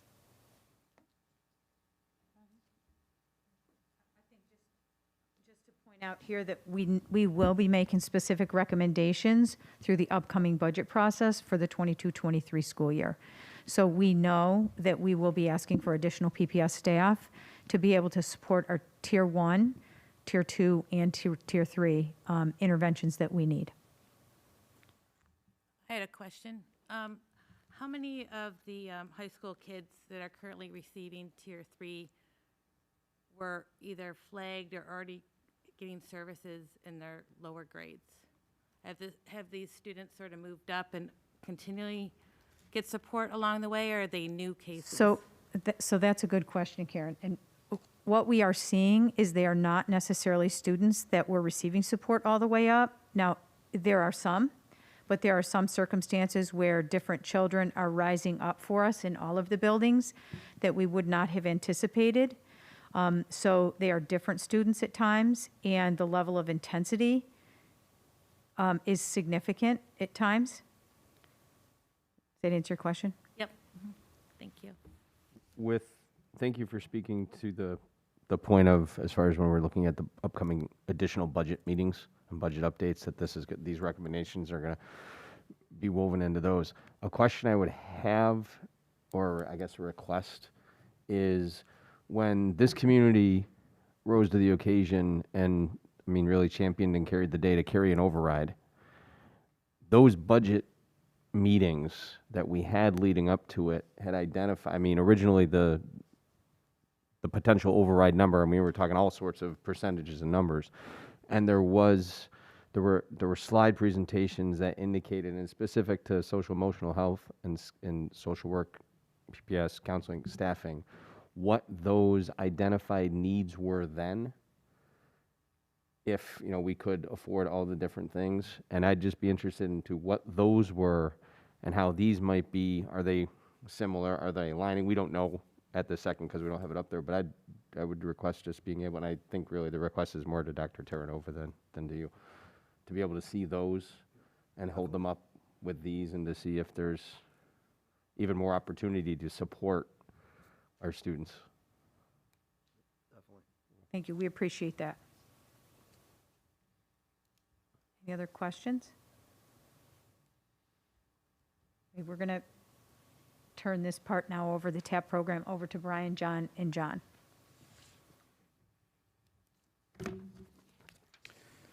Hello again, everyone. I think it was about, just to back up a couple years ago, without wanting to relive it, we went through that shutdown for the end of the school year, came back in somewhat of a hybrid model at the junior high school. And we were moving through the school year. We started to, it was around a year ago, started to talk about how do we expand our school day to welcome more students back. We started doing that on our remote Wednesdays with the idea of, in the springtime, potentially maybe a full return, definitely in the fall. So it was about a year ago where we did some data crunching, and we realized at the secondary level that there were a number of students, whether it was because of COVID or whatever it might be, that really were truly not engaging in school. And we were going to lose those students. And the thing that was sticking out to the people in the high school was that transition period from 8th, 9th grade.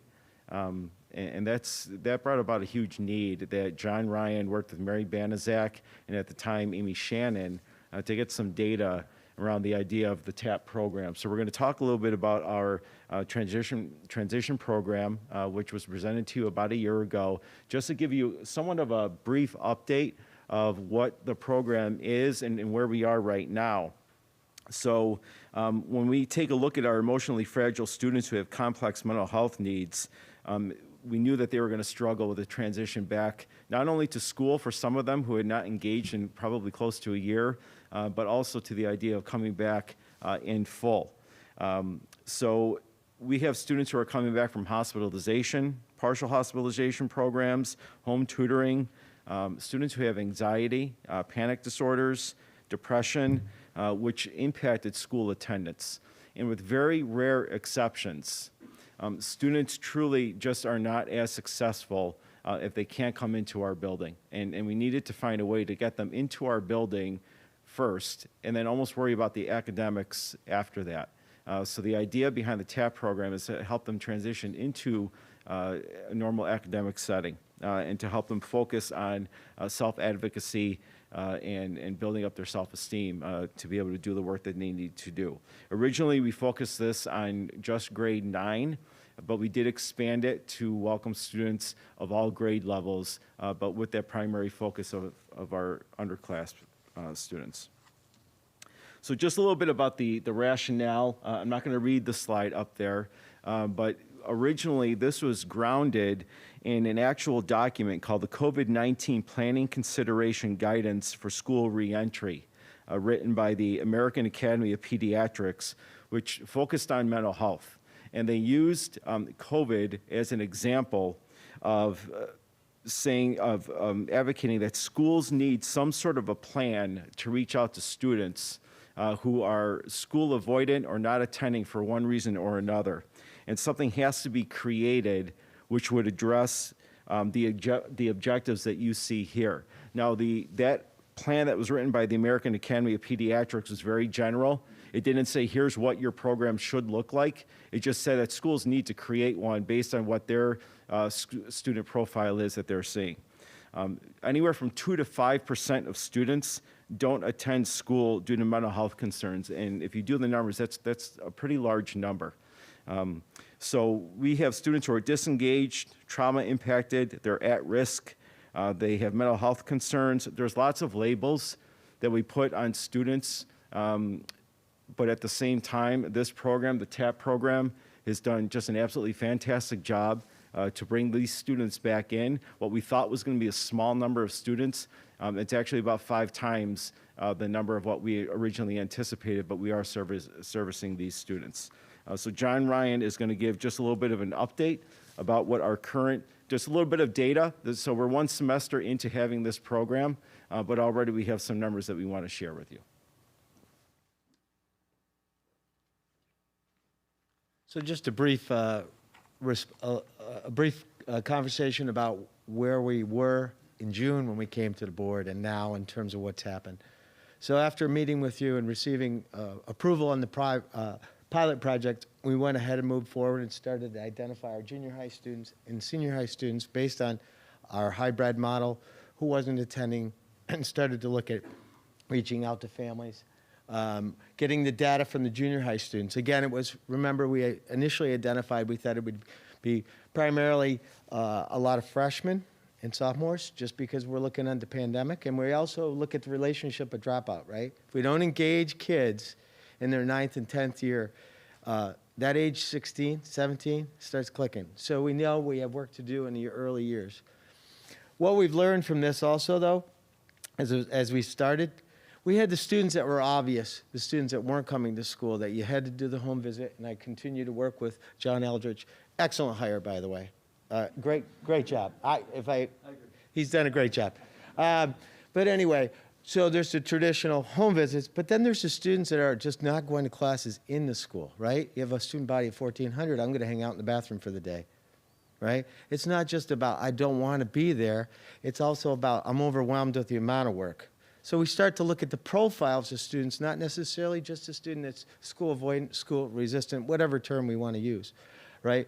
And then we start looking at moving forward with that. So there's 2 types of students, right? A per block, which is they're part-time in the program with John and may receive some academic support during their day, but primarily they're in the traditional classrooms because we know the best education is in the traditional teaching model.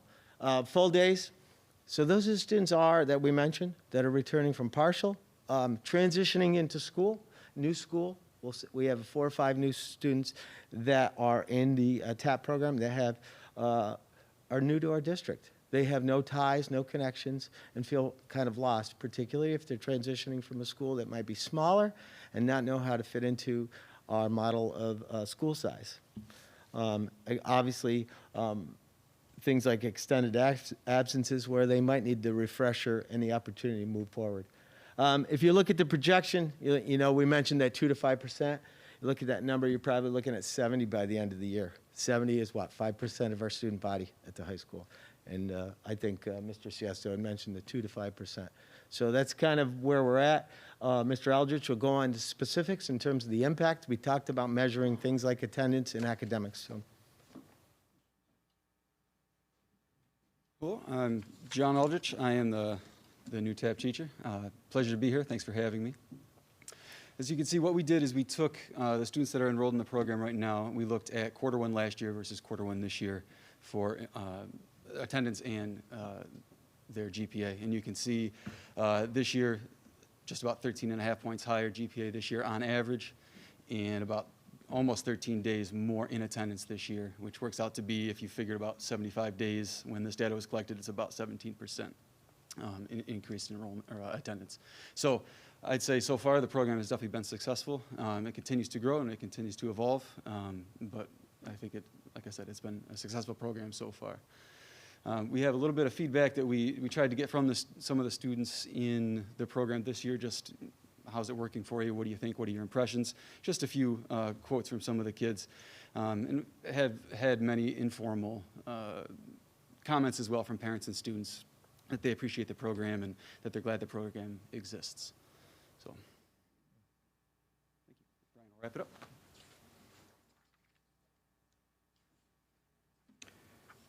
So in terms of next steps of what we're going to do with this program, because it's first year, we're kind of still figuring out how do we make it work into our system to make sure that it's not only part of our culture, but that we can sustain it. So what we're going to start doing is we're going to start having mid-year staffings for our students who have TAP in their schedule.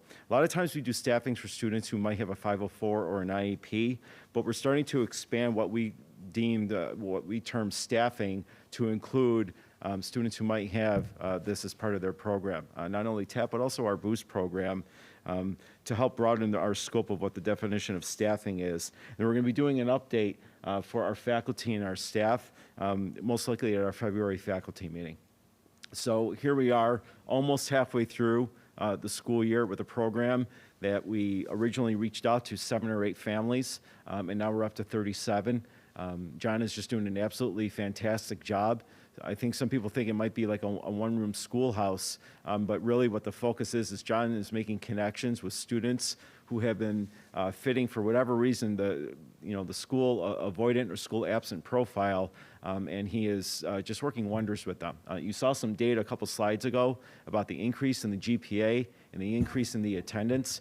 And that truly is happening because of the connection that he's making with these students. We have a wonderful aide who's in the program, Ashley Holbrook, who you have to be able to do this and love children. And that's exactly what they brought to the table. So right now, this has just been a huge success for our school. Any questions? So what is the,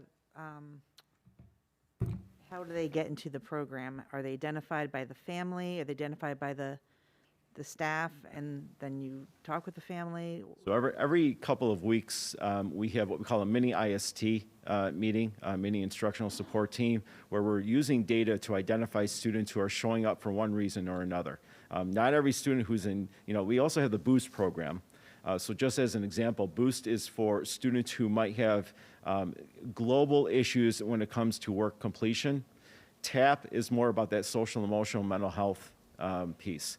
So we also have a TAP subgroup meeting where students who come out of those mini IST meetings, depending on what profile they're fitting in terms of what their need is, can then get referred through a formal referral process to the TAP subcommittee. And that they meet every 2 weeks, is it? Okay, the subcommittee meets every 2 weeks, and then we go through that referral process to see who would be a good fit for that program. John Ryan does numerous at-home visits in order to visit families, because the first step is to get the student into the building. So right there, that's a huge victory. And then once we can work with the family to get them to agree to engage in the TAP program, then we have to work through the specifics of, are you going to be in there all day? Is it part of the day? If you're in a partial program, do you go from your partial into the school and then we'll bring you up to the TAP program? Is the idea that after 2 or 3 weeks, you're going to re-engage into the school, regular school setting? So there's a lot of work that goes into each student who goes into this, because it's constant monitoring. And the hope is that they transition into that normal school day. So it's a constant wheel of motion when it comes to not only getting the students in, but monitoring their progress and hopefully getting them to a point where they're comfortable in going back into either at least a partial or a full regular school day.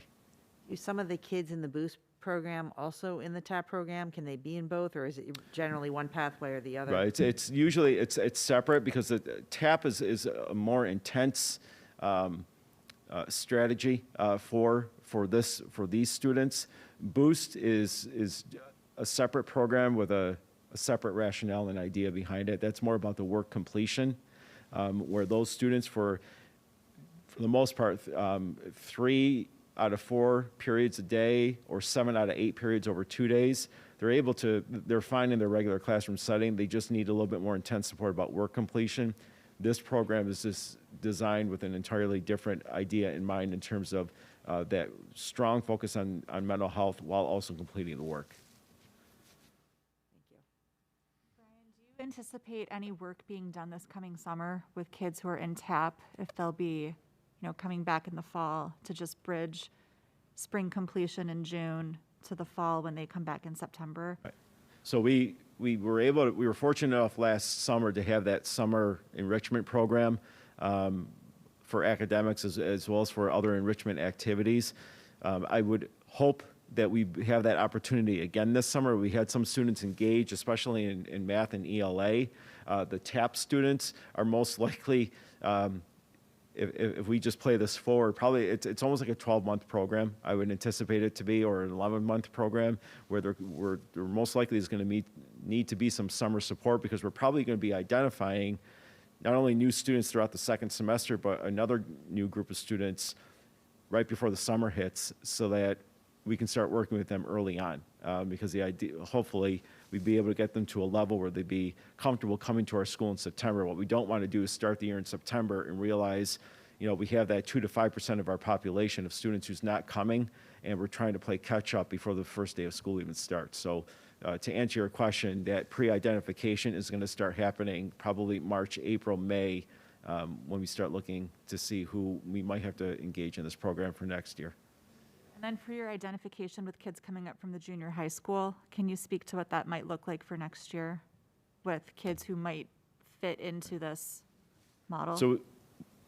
So we hold a series of meetings every year with our junior high counselors and administrators to take a look at historical data in terms of who their students are, who we have to keep an eye on.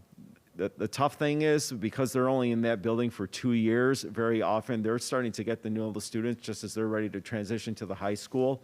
And I think Ronnie mentioned that there are some times where students who have not been on the radar in terms of intense support, all of a sudden it happens when they come to the high school for no particular reason. So do we meet with the junior high? We absolutely do. We have a series of meetings in the springtime to try to identify students who might need that support, what level of support they're going to need, whether it's a tier 1, 2, or 3 intervention like TAP. And then in the fall, when we have these IST meetings every other week, the whole idea behind that is to look at data to see who else might we have to pull in because of whatever reason. So there's a pretty close network that happens between the buildings. Sure. For the TAP program, is there a component of mentoring from their peers? Is there a peer component where they also work together, or is it not part of that model? So like a formal mentoring process, well, what I can speak to is I've been in the tap room probably 3 or 4 times in the last week and a half.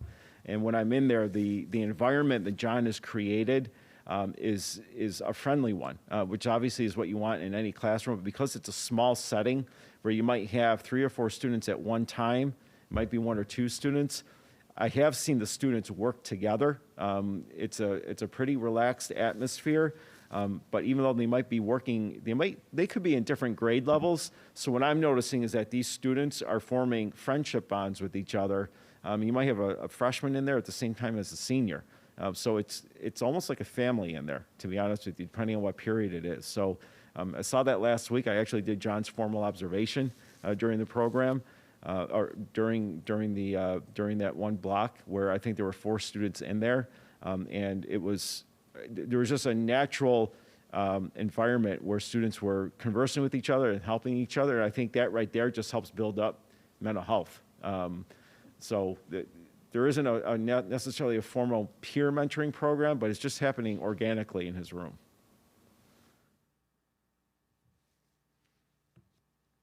Other questions? Looks like we're good.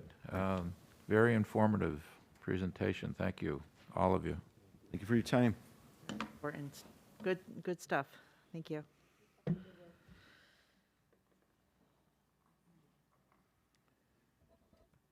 Okay, item 7D is to approve the following field trips. It's the Seas Club to Burlington, Vermont, 3/4 to 3/6, and DECA to Rochester from 3/9 to 3/11 to participate in the State Career Conference. I'll entertain a motion to approve both of these trips.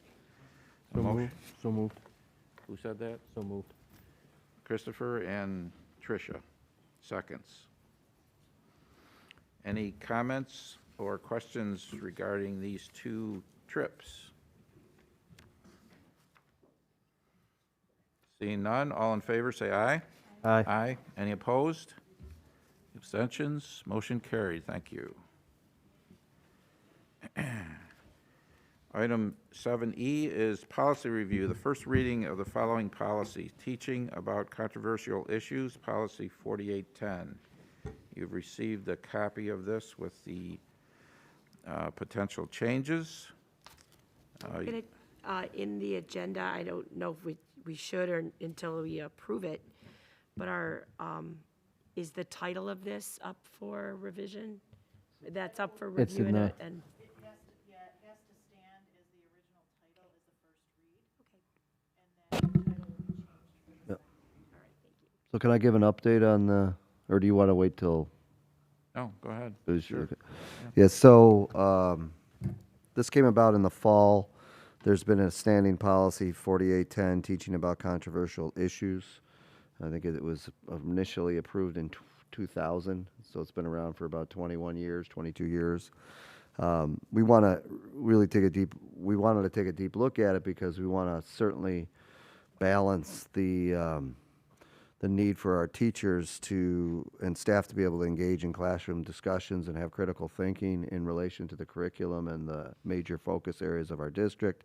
We also want to make sure our school environment is there to present information tied to the curriculum and tied to what, the schools are built for. So it's that balance of making sure we protect our staff and our teachers in terms of what they teach and how to have those engaging discussions with students, and certainly the role of schools. So ultimately, a shared decision-making group, both the Curriculum Council and the District Council, looked at the original policy in the fall, made significant recommendations, and then it went to the leadership staff to look at, and then ultimately we actually had our attorney take a look at it. And therefore, from that information, that's where you end up with the edits that are in front of you, which not only changes the title to teaching about complex issues in society, but also, as you can see, has some significant changes to the original policy. This is just the first reading, and in fact, just in the last I laugh, it's not really, in the last couple of days, I've been getting specific feedback on the revisions. And so I actually have 2 to 3 updates to the revisions. I want to make sure it gets recorded for the boards. So when the first reading goes back to the board after tonight, you have the final first reading copy. So I don't know if Mr. DeLucia, you want me to verbally just talk quickly about 3 brief updates to the original, to the revisions that are in front of you, or do you want me to just give that information to Maureen, because there is some adjustments that I've taken based upon feedback from members of the faculty. I don't know if you want me to share those 3 today verbally, or you want me to just give it to you in written form so the board would have it, because this is the first reading. From there, it goes to the shared decision-making groups again, and then they give feedback on it that goes back to you as the board, which then leads to a second reading, which then could potentially lead to a third reading and approval. So, do you want me to verbally talk about any changes Does now? Maureen have another color she can use? Does Well, Maureen- yeah, I think what we'll do is you have what you have in front of you, but then we can give a clean copy of the revisions in addition to that, so that you can see the clean copy and certainly the changes that are in front of you. I'd like, personally, if I could chime in on that, I'd like to see the revisions in print. I'd like to print it out and be able to read it before we have a discussion about it. Yeah, I think that's appropriate. Let's do that. Have, You could do your revisions in another color, then you can follow what was there, what the revisions were, and then your additional comments from faculty that had input, if there's another color that we could use. And then that way we can see kind of the thinking process that went through with this. But I don't think we're in a position to have an open conversation. Yeah, I was just gonna verbally Yeah. explain those, but if I'm hearing what you're saying is, basically you have a 3-colored copy, the original, then the revisions, and then the recent revisions, which I think are 3 of them, based upon faculty feedback, and that would be then given to the board. Yes. Is that what you're Yeah. suggesting? Yes, please. yeah, that would be good. And I don't know if this is one of those, so if it is, just let me go and it'll pop up. The one, though, that I did have about for tonight, just from the read that we do have and the revisions that were made, is item 1. Classroom matters of a complex nature shall be addressed as they arrive in the normal course of instruction and not introduced via classroom displays or clothing. I'm curious on the not introduced via classroom displays, because sometimes the classroom displays are in fact the form of that course instruction for that lesson or that unit or that day. So that was the only one that immediately jumped out as me in a first read of, I don't know where I sit with that piece. That's the only comment I have right now. In fact, that is actually one of the feedback it? points that Okay. we heard Is from that- the faculty, so Okay. Oh, good. that would be adjusted in the revised copy. Okay. That's the only one I had in the first read. Being specific, the clothing speaks to perhaps a problem that came up in the past. There's a lot of specificity in that, not presenting in clothing. There's a lot of reasoning behind that, I understand. Yeah, I don't have any questions on the Yeah, clothing one. It was we're gonna definitely the keep display one was. working through the language on that. That's all I had. Yeah, we can do that. And then, like I said, this is just going to be the first reading, so we'll have plenty of shared decision-making, shared feedback from the variety of shared decision-making groups in the district, including the VTA and It the. also speaks to the strategic plan. There's a lot of there's a lot of sensitivity to this kind of thing that came up in the strategic plan, that we were responsive. A big part of the plan was that the culture, was that in your culture? Right. of the plan? And we just need to make sure that it's supportive of our staff and their ability to do what they need to do in terms of instruct and teach kids, not just the academic piece, but the social emotional piece. And that's what we're trying to look for, is a balance around that. So for this policy then, let's aim at a second read, not an approval at second read, but a second read to further analyze, discuss, and then a potential third and final reading to approve it. Okay?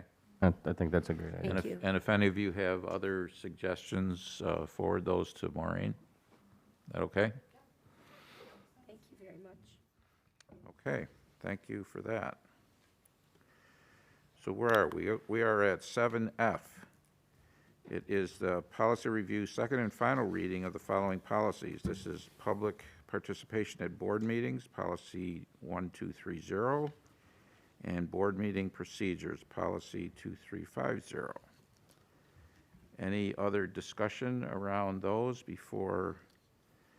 Well, let me ask for a motion first. I'm sorry. A motion to approve these.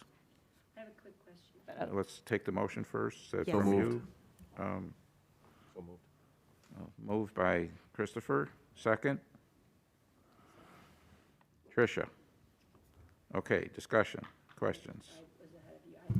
So you're, just to summarize, you're looking to not have two separate public sessions, public participation sessions, just one at the beginning. Correct.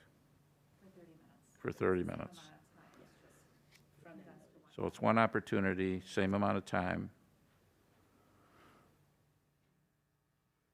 And that also required us to alter the procedure, which is our board meeting agenda.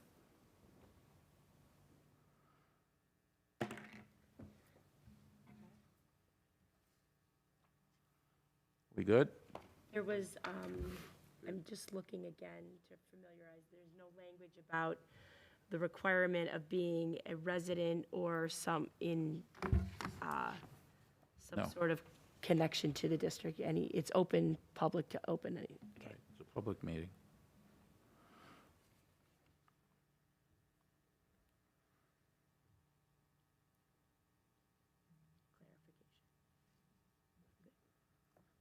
Okay, we're good? Any other comments, questions? Okay, all in favor say aye. Aye. Aye. Any opposed? Abstentions? Motion carried. Thank you. Item 7G, New York State School Boards Association membership discussion. Okay, Maureen, do you have some comments you'd like to make prior to us discussing this?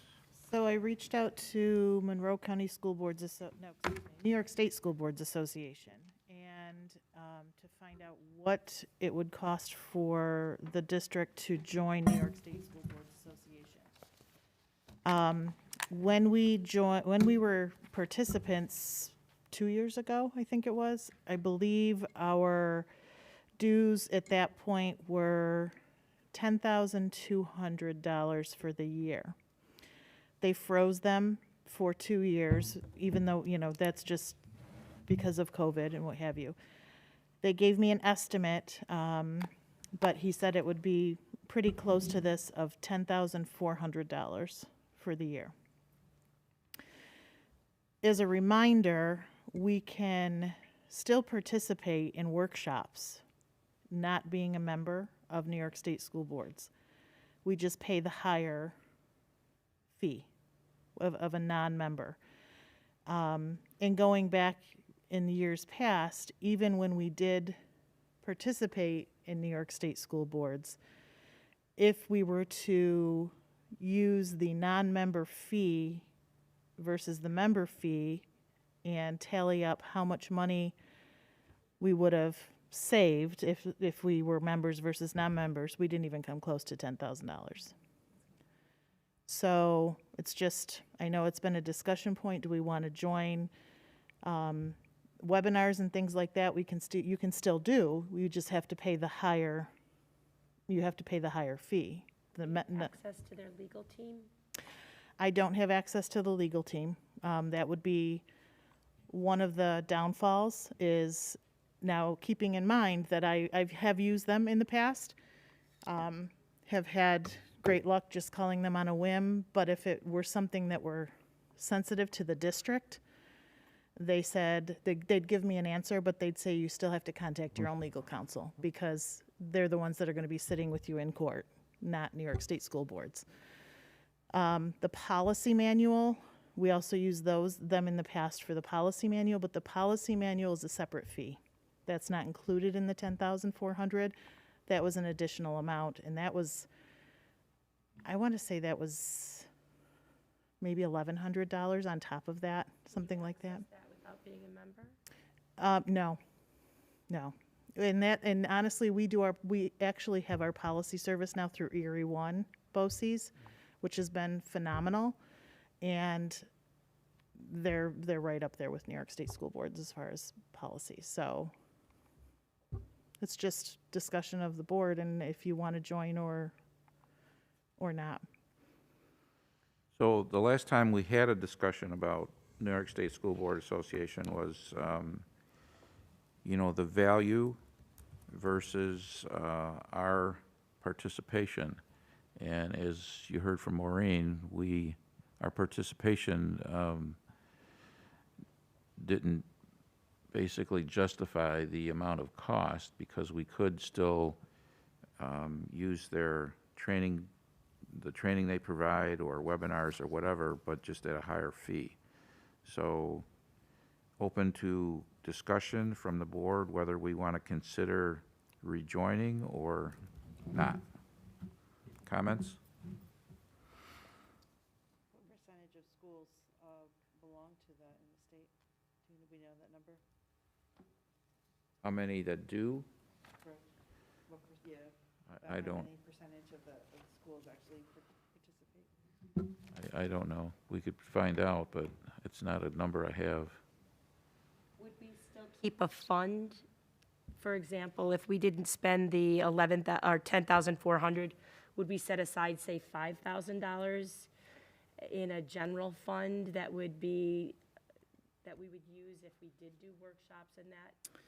The board you do have a budget, so certainly that's something I can work with Derek on as far as, making sure that we increase that a little bit if we could, if in fact the board is going to choose to do that, use that, definitely I could talk to him about doing that. Is membership prorated? Like, is there a certain, join by date, or does it depend? So if we were to enroll today on January 13th, our membership would be good until January 13th of next year? They run, actually, it's interesting because all the school districts run a fiscal year, so July to June. Okay. New York State School Boards runs on a calendar year, January 1st to December 31st. So, as far as joining this year, I think I'd have to talk to them. I'm sure that we could probably do a prorated amount for, July 1 to December 31st, and then factor in the full amount for, the next year. I just didn't know how that worked with your membership start date. So, Yeah, okay. it's January 1. Yeah. My question for all of us would be, for what we take advantage of that's offered, we're clearly well under what it would cost us to actually be a full member. By not being a full member, by remaining as is there anything that we as a district are shorting our district as far as access to? We have our own legal team.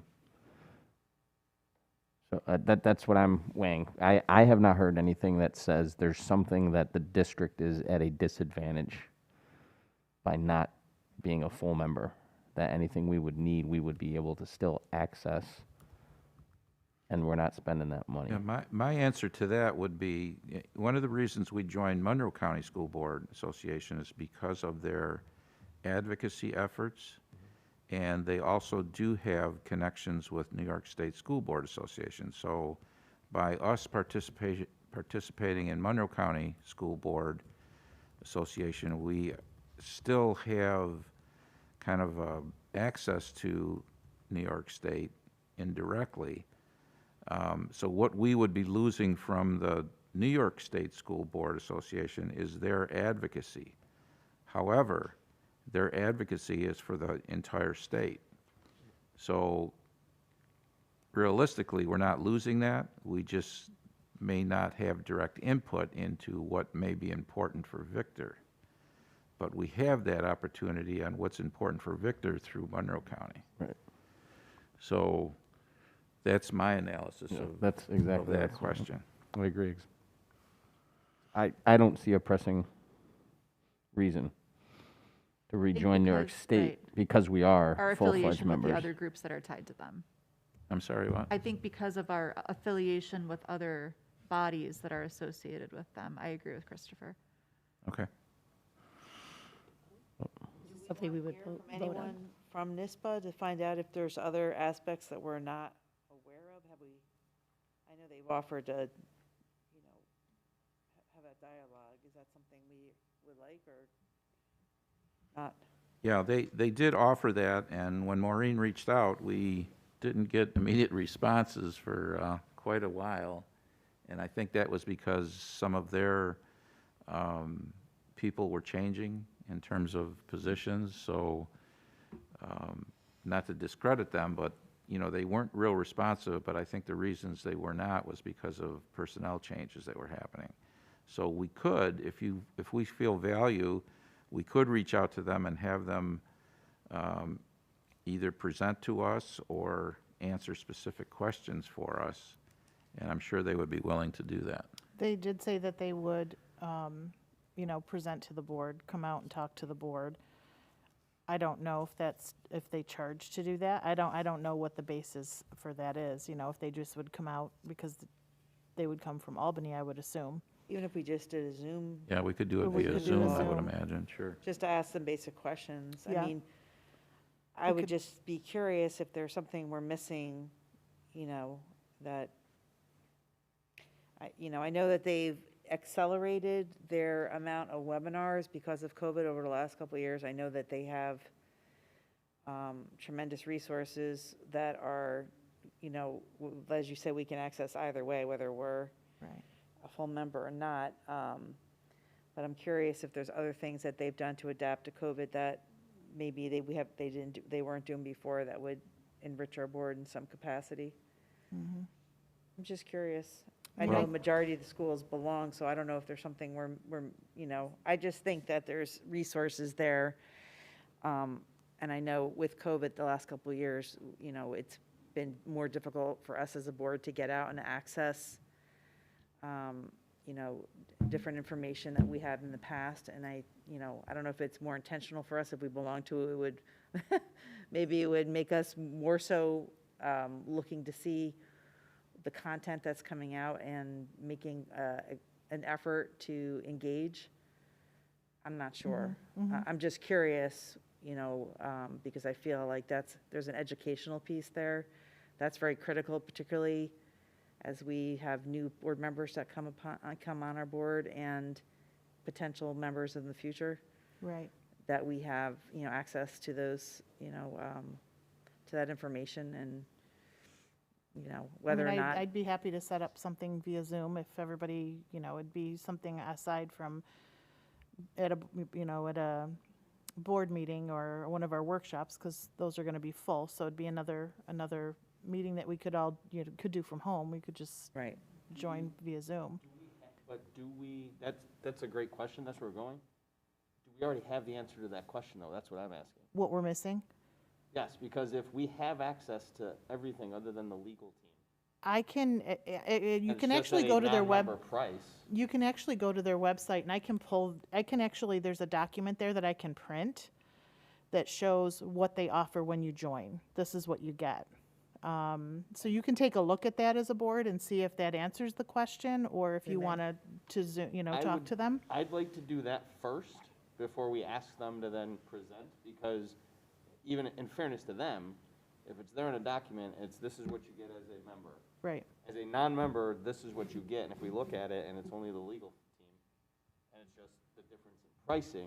Right. Then honestly, I'd hate for them to have to take the time to then say, hey, let's put this presentation together. If we Right. can just, and if we can't, then we have that presentation to say, okay, well then explain to us what's the value added of these items, whatever they might be. So what I can do is I can download that document and I'll upload it to the secure site under New York State School Boards on the website for all of you and let you know that it's there. Okay. And then you can take a look at it and give me your thoughts, you know, if you.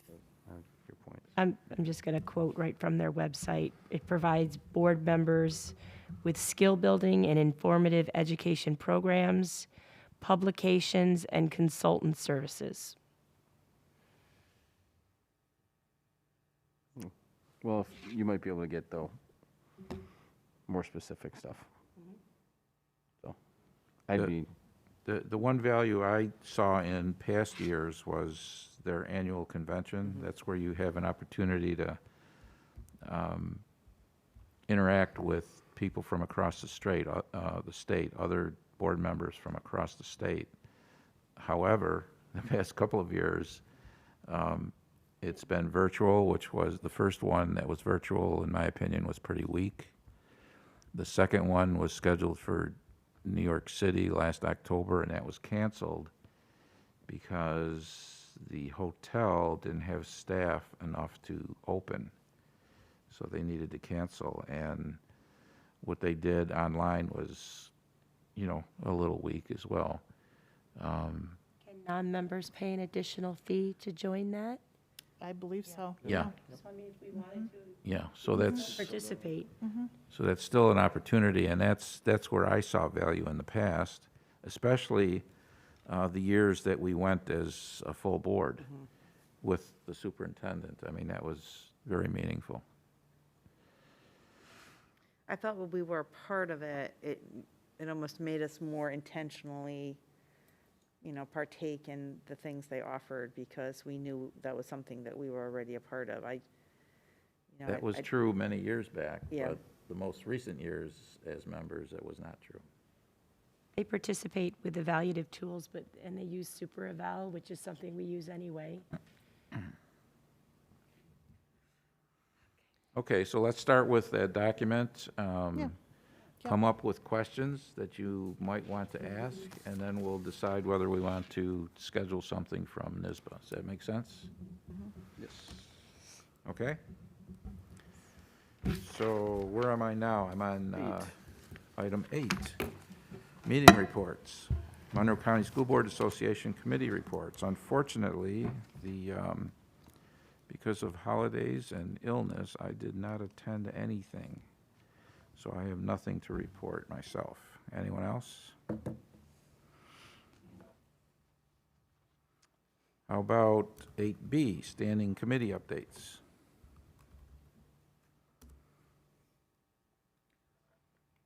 Okay, how about item 9? Was there another sheet? No.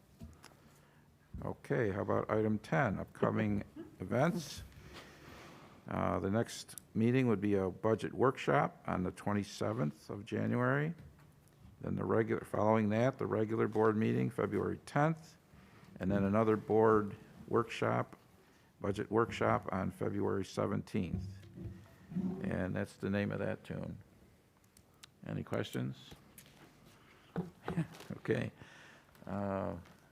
Anything else for the good of the district? motion to adjourn. By Christopher, second. Tricia, all in favor, say aye. Aye. Any opposed? No one wants to stay longer? Motion carried. We've had a meeting. Thank you very much. Thank you.